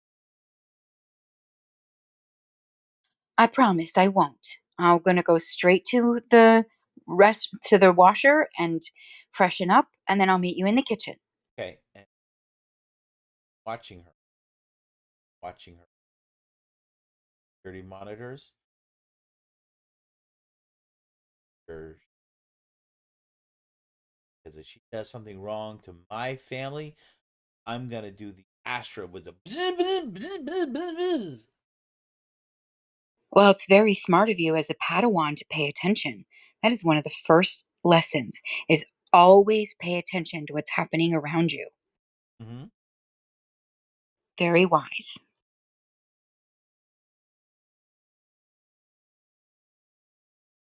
So she'll just touch Cheery on the cheek and smile and say, I'll see you in the kitchen in a few minutes. Okay. So she heads for the washroom and basically like gives herself a quick face wash and hand wash and brushes her hair out and puts it back up because she had taken it down when she addressed the elders and grabs some uh, pieces of string or leather strips from her room and heads to the kitchen. Does Okay. she see this person anywhere? Oh, she does. Okay, where does she meet her? You see her in the kitchen. Cherry's sitting on the other side of the kitchen watching. Tira in the kitchen, kind of just drumming the table with her fingers. Hello. Oh, look. Another. Hello. You don't need to be mended, do you? She smiles at this person. It's not like a cold smile, it's just a kind of a bland smile. No, not at all. I'm perfectly capable of healing myself. Good. So she looks at Cheery and she holds up the thing that she has for the beads in her Yeah. hair. Did you And she get. says, Do you know what this person looks like? Do I need to post an image of her? no, I know exactly what she looks like. Okay. You showed it. We were at Sunny's when Yeah. that picture, you showed it to me. Yeah. So yeah, I Okay. do. Yeah. And she's got the mask on. And Cheery walks up and goes, "That's her." Yes, I can tell. What was her name again? She says it loud enough to Cheery to make sure that the woman hears her. If she hears you, she didn't respond either in action or in. Cheery's like, another bright fluffy tail. I mean, when she turns into like the dog thing, it's fluffy tail. Horrible. Why I wanted to keep her. It's adorable. Yes, but if someone has a name, it's polite to call them by their name. Yeah, but Durro gave her. Look, Vassar is wonderful and all, but he's really terrible at naming things. So she looks at the woman. Can I know the name that he gave you? I'm gonna ask Durro to pronounce it because he picked it. So go ahead and speak the name there, Bucko. Well, It's Along Edie. thank you. Oh, Long noodles. along. So, out of No, character, Dura, Long. what does it mean in Lanusian? Puppet. Ah, okay. So she But says, Tesara specifically would also know it as one of their minor deities, a creation of the trickster god. okay, thank you. That helps. So Tessara's eyebrows raise a little as she looks at this woman. Alangidi. Fascinating. If you And what say is it that so. you're waiting for? An answer. An answer that Duro has. Yes. Ah, well, perhaps we can help him find the answer. Right, Cheery? Cheery's like nods. He has plenty of help. Right now, he's going company of his beloved. I would recommend not bothering Oh no, I won't be. They deserve their time together. So Tesara sort of pulls a chair up and motions for Cheery to sit in it. And she pulls another chair up and begins to do the Padawan braid for her. Okay. Are And any of the other girls in the kitchen? no, they're enjoying hot chocolate with Astra in their quarters. So she's just humming a song that her family used to hum, a song from her people, as she's braiding. And Cheery's like, when I get my lightsaber, I'm gonna be big and brave like Astra, and no one will ever be a slave again. Well, that is a very, very noble cause. I don't have a lightsaber anymore, she says. Did you lose yours? In a manner of speaking. Oh, But I have disappointing. my kyber crystal. Would you like to see it? Sure. So Tisara pulls the talisman out from. She keeps it tucked in her clothes, and she takes out the pouch and pulls her kyber crystal out and holds it in her hand. See?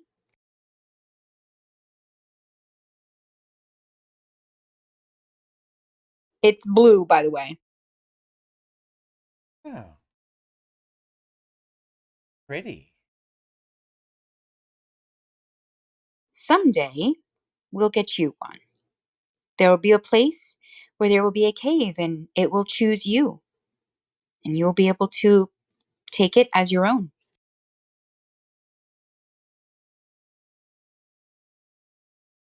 Durro said that, or sorry, Master said that my force ability wane. He did?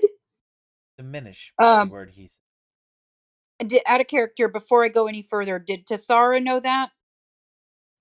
Yes, she did. Duro shared with her everything that they were able to ascertain about the girls. I think he, Astra, and Tesara were all discussing them and their force powers, and Duro pointed out to both of them that ranking them in order of force or strength in the force also ranked them from youngest to oldest. Right, thank you, because I had a vague memory of that, but my memory is bad, so I just want to verify before I went further. So she's finishing up putting the beads and putting them into the braid and tying off the braid. And she says, well, we are in a very unusual place. The force is much stronger here than it is elsewhere. And Well, you have spent time outside the ship. he did say that I don't need to have the force to be a hero like you and Astra. That's true. And you've already begun to learn. Do you like having all of us as teachers? Well, you guys are all Jedi, so yeah, of course. She opens her mouth and then closes it. Well, there is your braid, my dear. Thank you. And I think on that, I'm gonna wrap it up. It's 9:59. Yep, perfect place to end. Huh? Now we just need to get Cheery a miniature set of Jedi robes. Yep. I'm sure Handyman can fabricate something. If not, I'm sure that Fluffy, what's her butt, will be real happy to make that a thing. Priority for her. Oh, sure, especially if Duro dangles the shiny keys of an answer for your mistress on the other side of it. Yep. I would so love to have a conversation with this person, either next gaming session or as an in between. Well, Oh, honey, I think she only has eyes for Duro right now. I am off tomorrow and Don't Saturday, make me kill so her. you guys want to have an in between? You're more than welcome to. I do suggest that any in-betweens between Durro and Hodge be, Mark, not safe for work. yeah. Okay, that would be cool. I may start one tomorrow. PG-13? You're shooting lowball there, Empress. Scorpio. I have a question. Are the other girls able to speak Cybisti at all yet? Yes. I mean, Yeah, they've gotten better. yeah, they can I carry think on I think basic it's enough. conversation. Yeah, that's what I was going to say. I think they know enough to get by on the ship, but they are not fluent speakers yet. So what did you guys think of tonight? That was fun. I did enjoy it. Even Me if it too. was only a mental construct, Durro got to actually use his lightsaber. Yeah. I was a little mad because I was like, okay, go ahead and attack him. And Asher's like, no, I don't want to. And I'm like, what? Go ahead and attack him. And he wouldn't do it. Take over. Yeah, because I'm not the fucking programming. And then he's like, but you're playing the programming. I'm like, you should have fucking told me this shit before the damn game. Yeah, well, if I told you that before the game, you wouldn't have played Astra as well as you did. He has a point. Yeah, I was Yeah, gonna say, as a game master myself, I would have done exactly what Traveler did. Just saying. But yeah, no, I'm like, I'm not attacking Durro. Are you fucking insane? I tried like 3 times to get her to attack him, and he's like, no, nope. And then finally, I had to come out and say, just attack him. She's like, no, what do I do? You take over. Fine. And Love that it came out of absolutely nowhere. It's like la la la la la la. What the? Where the? Who the? well, Yeah. that's because all the other times I was trying to get her to do it, she's just ignoring it. No, you That tried one was other funny. time. Twice. And then you flat out was like, attack her. Or attack him. Yep, twice. I did it twice. Once when he tried to question, I was trying to get you to say something, and then you went and cheated. And then the other time was when he flickered. I'm like, look, he's flickered. And then he's like, oh, okay, I'm just fine. No. Tiny He violins flickered. for you. I know. Thank you. Like, he flickered, and then I questioned him, and then you tried to feed me bullshit, and I knew it was bullshit. Yeah, that should have been your first sign that, hey, something's not right.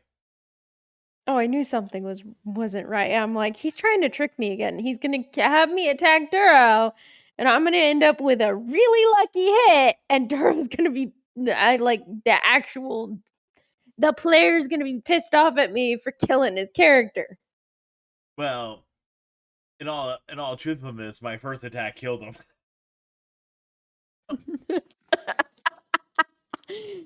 I was like, I'm like looking at the fucking damage and looking at the. I'm like, son of a bitch. Gee, you don't have luck like that, Asher. That's why I wanted you to attack him. No, I've had luck like that a couple of times in Astra and Durro's sparring matches. Yeah, she's gotten a couple really lucky rolls in the sparring matches, but keep in mind, sparring matches have literally dozens of rolls in a single match. My first one, box. Fuck. With Astra or with Programming. with Programming. with Astra's programming or with Hodge's programming? Right. But I wanted you to do it. I'm curious as to what the hell that was that Jaren did. Yeah, I kind of want to know too. Bet you guys do. I will You tell gonna you this tell us? is canon. Well, the fact that Phelan shouted at him not to do it means that she knew what it was. So maybe somebody should have talked to Phelan if she was curious. Uh-huh. I was The waiting. thought. Are y'all disappointed that I didn't? No, I No. mean, I get it. Tesara had the SADS, and she wanted to go home. I get it. The possibility may exist too. I mean, if the professor returns to the Gunyer, he would likely bring Phelan, who's now in exile, and I would gather he's convinced her to come along, and you may get a chance to talk with her then. Possible. Mike, Yes. Oh, how are you great! feeling Another about it? freeloader. Every time we call my name. It was You're the me. parrot, Durro. I asked how you felt about it.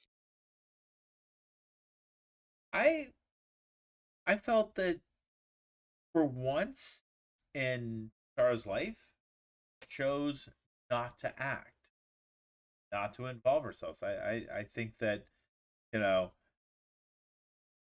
that she by allowing herself to stay there and be witnessed allowed her a better idea of what's going on. Yeah. I No just know problem. that sometimes you have plans in mind, red dots to follow, so to speak. So I didn't know if you had expected her to do this or not. Well, if you move to attack their new god, then the warriors would have got involved and you would have found yourself quickly, surrounded in a combat that you could easily win, mind you.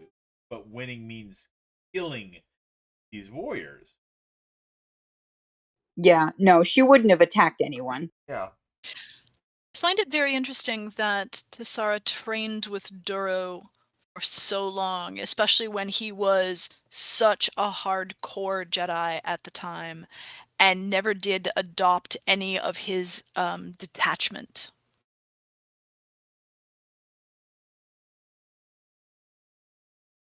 It makes sense to me. Durro wanted her to be a Jedi, wanted her to because he did not know the Jedi were destroyed.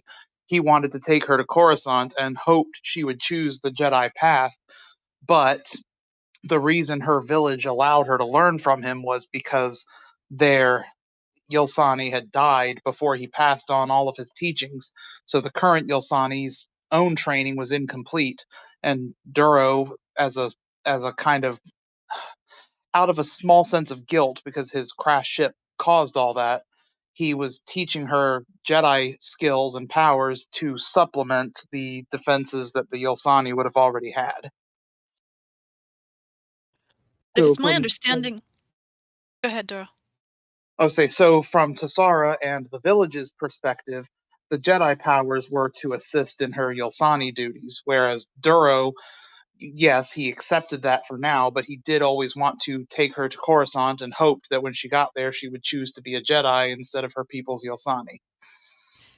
It's my understanding, though, that prior to the last few months, he was a hardcore into the idea of the detachment, though, that he was a straight up old guard warrior, Jedi warrior, and that his detachment was deep and wide, and he would have passed that on to his Padawan. Now, Astra, I understand because she trained at Serrano, and they have a different. The order is completely different. Their methodologies are different. She had a love affair. She had a child, etc.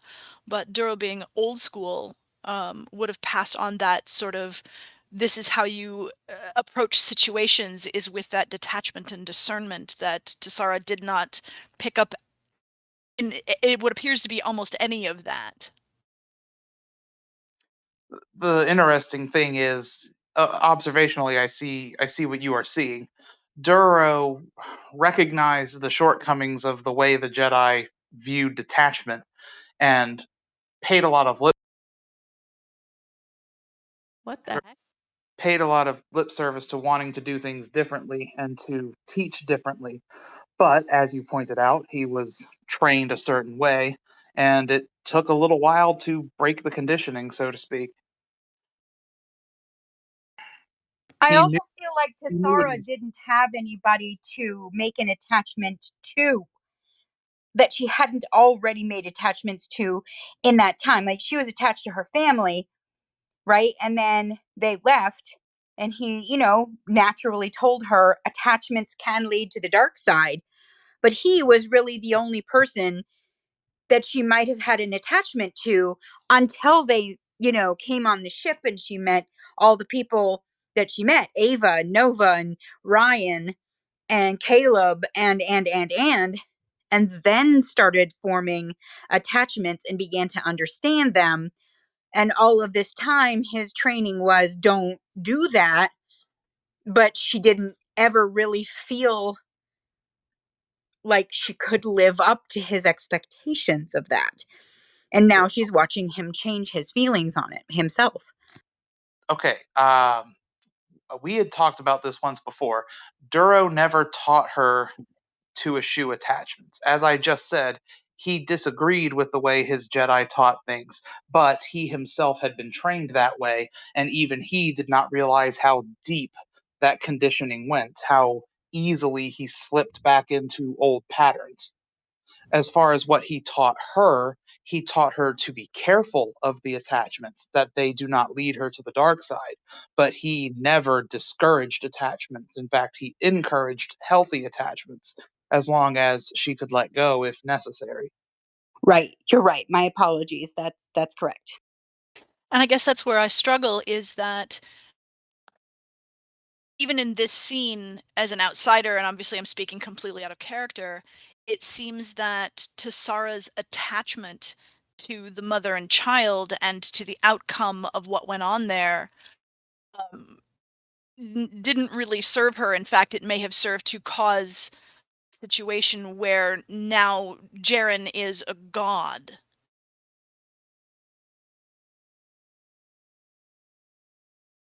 Well, from my perspective, she wanted to protect the innocent, which is what Durro wanted to do. So I feel like in that sort of like I need to make sure that those who are innocent are protected. That was a from the Jedi thing. Um and that Durro reinforced it when he said basically the same thing, which is he would stand aside until it was over, and then if there was any ransacking or slave taking or whatever, then he may step in. So that's kind of the cue that she was taking as well. And I wouldn't say she had an attachment to the mother and the child. I would say she had an attachment to making sure they were safe, not them themselves. Correct. I'm sorry if I misspoke. It was that attachment to being responsible for their safety. Yeah, yeah, I agree. And that is what she was taught. Did I you think disagree, Duro? I think I know what you're getting at. I think it's a mistake to call it an attachment. That word does not fit. What it is it goes back to what Duro's been calling out semi consistently, that he's noticed a pattern of Tesara assuming that she is the only one who can make certain outcomes happen. Making herself solely responsible for the survival of mother and child instead of, say, trusting the Force that all will be as it should be, acting only when prompted by the Force. But rather than quieting her mind, listening, and following the guidance, she is making herself responsible. She's inserting herself into that situation and assuming control over it because she believes she is the only one who can.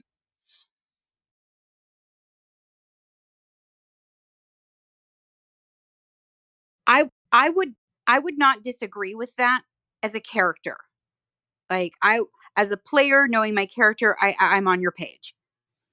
Mechanically, I know that reaching out to the Force for guidance is not something that can happen in this game. In that many, the far seeing is as close as it comes, and even that is kind of unreliable, right? So Depends on who's saying doing the Tesara forcing. reaches out to the Force to discern its will, mechanically, I'm not going to get anything. I get that. But even when you give us insight into Tesara's thought process, mechanics aside, she is still making herself solely responsible. I don't need mechanics to be able to say that Tesara could have, once she made her desires known, could have taken a step back and basically acknowledged all will be as the Force wills it. And if she's in the right place at the right time to make a positive impact, then she can and should. That would be, in my mind, part of the Force's guidance. But as it is, she took control of the situation, in her own head at least, made herself solely responsible for the safety of these people, and probably added a lot of stress to herself, trying to make sure that they were all safe, when she could have just as easily left it to the Force, as a Jedi should. I think this has pointed out to me an issue that is, like, for me as a player, walking the razor's edge of what would my character do in relation to what she's been taught, which is trust the will of the Force and, check in with the Force. What is the will of the Force? And knowing that doing so as a player, I'm not going to get any guidance. I'm not going to get any answers. I'm not going to get any assistance from the storyteller, because that's not something that he's going to be doing, which ends up for me, stupid thing, that ends up for me becoming an issue of my character doing something that she would do as a character, but as a player, knowing it's fruitless. So do you see what I'm saying? Like, I guess from now on, and I think maybe I did my character a disservice as a player, thinking to myself, asking for the will of the Force is not going to do anything, therefore not doing it. Does that make sense?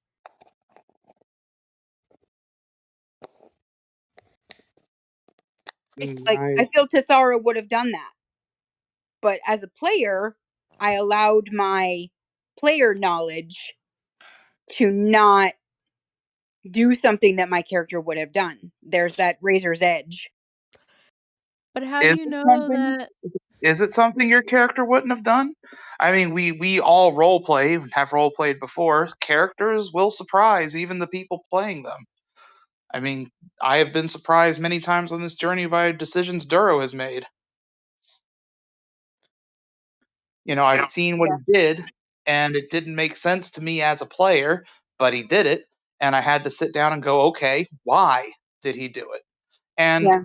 I have never been disappointed in finding those answers. The Yeah. same applies to Tesara. Sure, maybe some out of character knowledge influenced the decision, but Tesara still did what she did. And from a storytelling perspective, it is a slightly worrying sign that she feels like she has to be in control all the time. I mean, nobody's perfect. That may be a flaw of hers.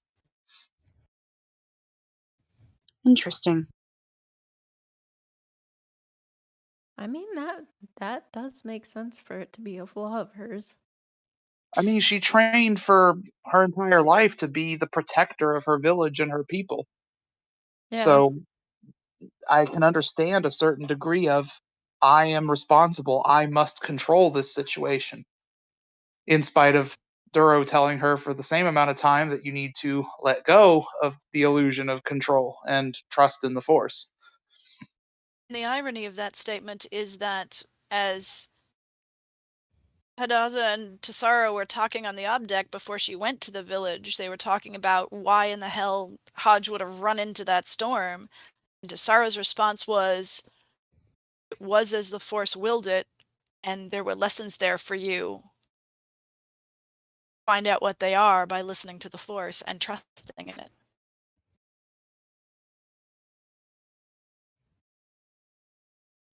You can have the head knowledge of what you should do and still have problems following it. Yep. Absolutely. Well, Tesara yeah, I knows mean, what a Jedi should do, But as I said, perhaps this is one of her flaws as a character, just that need to be in control.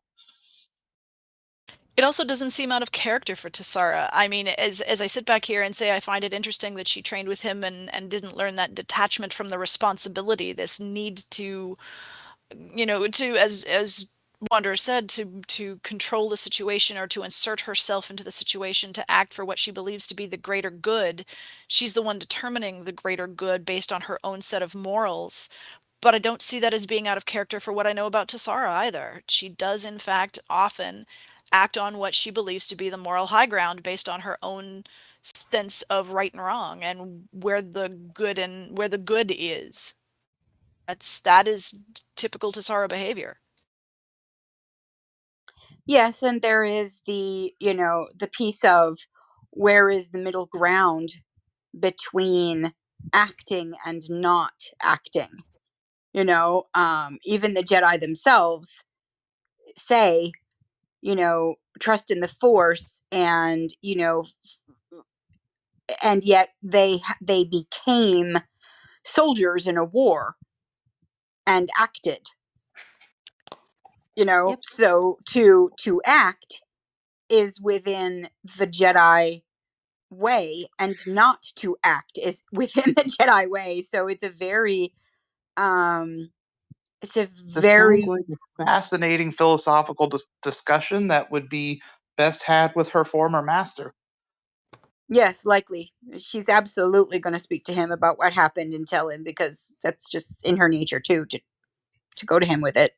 I'm I think at curious. least for me and I think at least for me in part, the question then becomes who is she to determine what the moral high ground is? What is right morally for Tesara? Is that right morally for other people? And she wrestled with some of that while she was at the village. Yep. That's kind of what I was going to hit at. Was I'm curious to see what Tesara thinks is what happened at the village.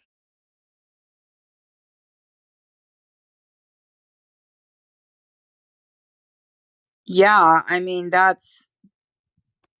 this is going to make a big impact on her going forward, and that's part of the learning to live, is making mistakes and learning from them, and then looking back and going, does anything that I did is anything that I did I'm going to regret.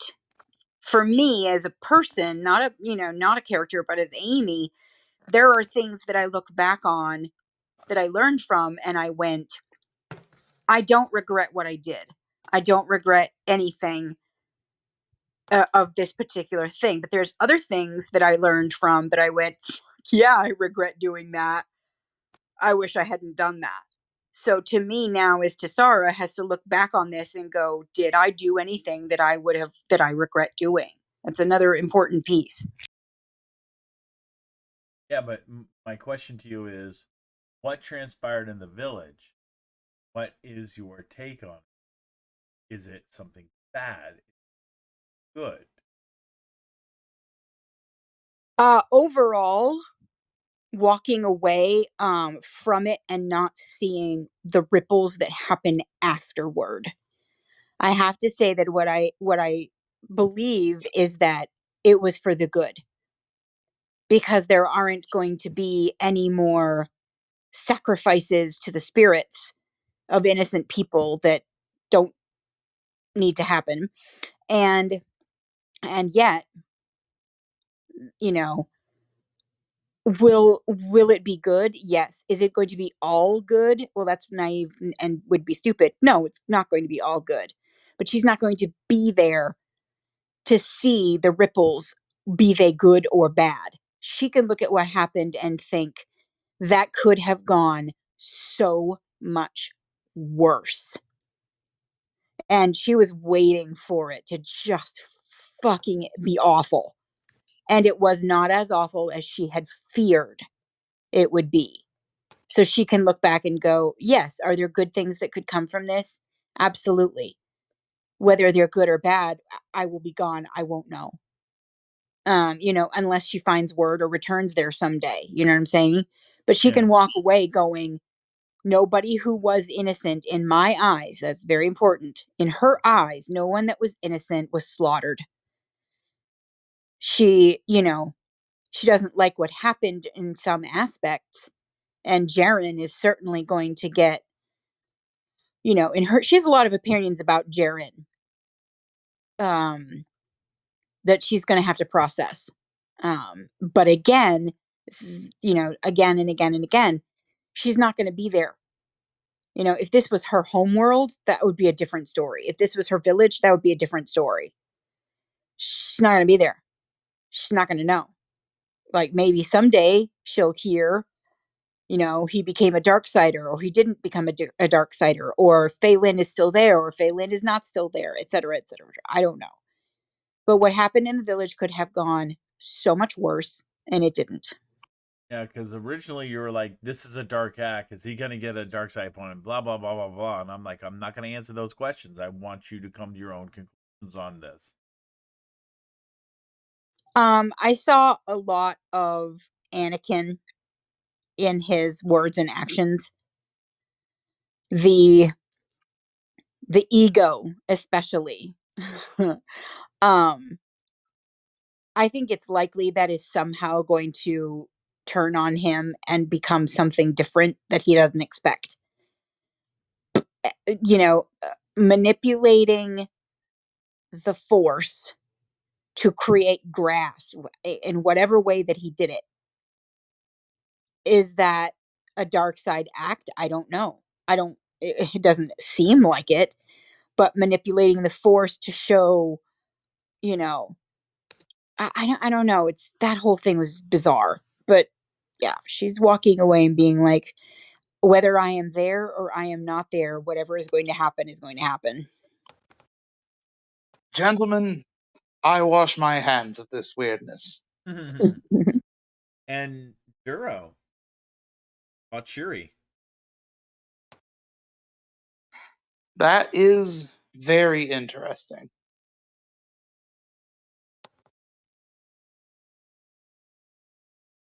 I mean, that's really all I can say on it. Durro, there was no concrete evidence, but all evidence they have points to the girl's force powers fading as they get older.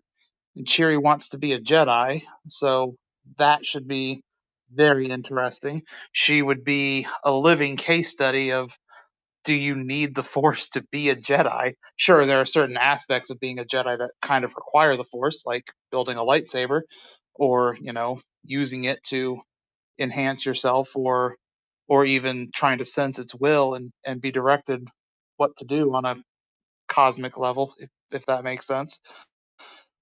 But philosophically, with your mindset, selfless service, you don't need the Force for those things. Well, it raises an interesting question given the offer that the dragon gave to Durro. Can he be a Jedi if he doesn't have the Force? According to what Astra was saying, the answer is no, but you're saying that she'll be that case study to determine whether or not that's actually true. Are we sure that Chiri's actually going to lose her power, though?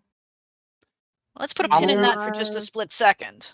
Well, so here's the thing. In canon, there is a case of a Chiss female having retained her ability long into adulthood. You also have the vision that Durro saw in Astra's mind of Chiri much older with a lightsaber. I am aware of both of those things, and you may recall I actually said that there is no proof she will lose her powers, but that is what the evidence points to. What little we have right now Will points he to be her losing her powers. will he be contemplating the dragon's offer as he is training Chiri, knowing that the evidence points to the fact that he's training her to be a Jedi, and she may or may not, at some point during that training, lose her ability to connect to the Force? That is an interesting question. Only time will tell. Gods, I hope that Becky Bitch, what's her name, is not going to be around long enough. And if I remember correctly from Astra's one interaction with Chiri, Chiri's mother had Force abilities into adulthood. Well, I will also point out that, since Traveler likes to use a mixture of legends and Disney canons in his world building, in the not for nothing category, there you could play as a Chiss in the KOTOR, or not KOTOR, the online version, Yep. is that Knights of the Old You Republic? Yeah, you can play a force sensitive Chiss. I played a Sith Chiss on that game. Yeah, I knew that you could play as a Chiss in any of the force sensitive classes, so yeah, there's that too, which would fall under Legends canon, that there are some Chiss who, in adulthood, still have force sensitivity. Yep. It will be interesting to see how it develops, because Durro was not anticipating training any of these girls as Jedi. How I'm does he feel about curious. having a Padawan so soon after having just transferred Astra to knight status? Intellectually, he knows from his love of reading, even as a Padawan himself, that historically that is how it was done. Masters, when an apprentice graduated to be a knight, they very quickly took another apprentice, especially masters who specialized in teaching. That was kind of their role in the order, was to pass on what they have learned. And so as soon as one apprentice was graduated, they didn't wait very long to take another. It seems that has been the role the Force has given him here, is to pass on what he has learned. Yeah, but this is going to be different for Duro. Duro always had a student that had a solid foundation of ability to use Force. Have that foundation. He's literally, this is the very first time he's going to have a real Padawan. Well, yes and no. Had this happened in his universe, in the Jedi Order, or even if he was a member of this universe's order, by the time he got this Padawan, she would have been training for almost a decade in a classroom setting already. She'd become a Padawan at 13, when I think 4 is the oldest that they took. They took Padawans in canon. So, between birth and 4, over 4, they were considered too old, if I remember correctly. So she'd have been training for at least 9 years in a classroom setting, and therefore would have a solid foundation on using the Force before he got her as a Padawan Yeah. in, the official order. This will be the first time he is starting from scratch, taking someone who knows nothing about the Force and teaching them everything, instead of taking an apprentice who already has a solid foundation, like you said. It's not true. Don't you remember for one of the first conversations between Duro and Hadaza? Yeah, but he's not That truly is training true. her. No, he's not. But if he says taking someone from scratch and giving them the bare bones foundations, he has done that already. He did that to an extent with Hodge, and while he is not training the girls to be Jedi, I made it very clear from the beginning that he is teaching them meditative techniques. He told Astra and Tesara that he wants to teach them to control their powers until the time they lose them, if that is indeed, if the evidence, if he has interpreted the evidence correctly and they lose their powers as they grow older, then yes, he wants to teach them to control the power they wield until such time they lose it. So, there is some basic teaching of meditative techniques and, basic Jedi philosophy, but he's not teaching them to levitate anything or wield a lightsaber, for example. So, yeah, he had a little bit of passing on the foundations to Hodge, and with the girls, he's building a foundation. But it will be interesting to see how this training goes with Cheery. 9 years old and never having been in a Jedi setting before. Well, she's eager. Yes, and there are some worrying notions that she has about the Jedi that need to be corrected sooner rather than later. No, I think she pretty much nailed it right on the head. Got to drink dirt water, can't have toys, and you go around saving people from slavers. Yeah, toys, goodness. Yeah, Duro, tell her all about how you've given up your toys. Yeah, the main notion that will need to be dissuaded, and I don't know if Durro, the character, was not there to hear it, was Cheery saying that if Bright-Eyed Fluffy Tail hurts any of her family and she had a lightsaber, she'd have to go all Astra on her. To quote the Dark Lord of the Sith, revenge is not the Jedi way. Tree also has the advantage of both of Durro's previous Padawans being there to be one an example, but two somewhere in Legends canon, it was, or not Legends canon, but Disney canon, it is pointed out that the previous Padawans that were just knighted tend to help the new Padawans understand their master and their role as a Padawan. That is true. So they can fulfill that traditional role. And Also, Legends, it's not just. Well, that's where I first saw it in Disney canon, so.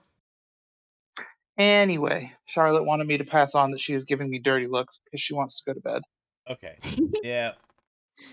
Good Yep. night, Durro. Oh, Good hey, night. Durro. Yeah. It's May.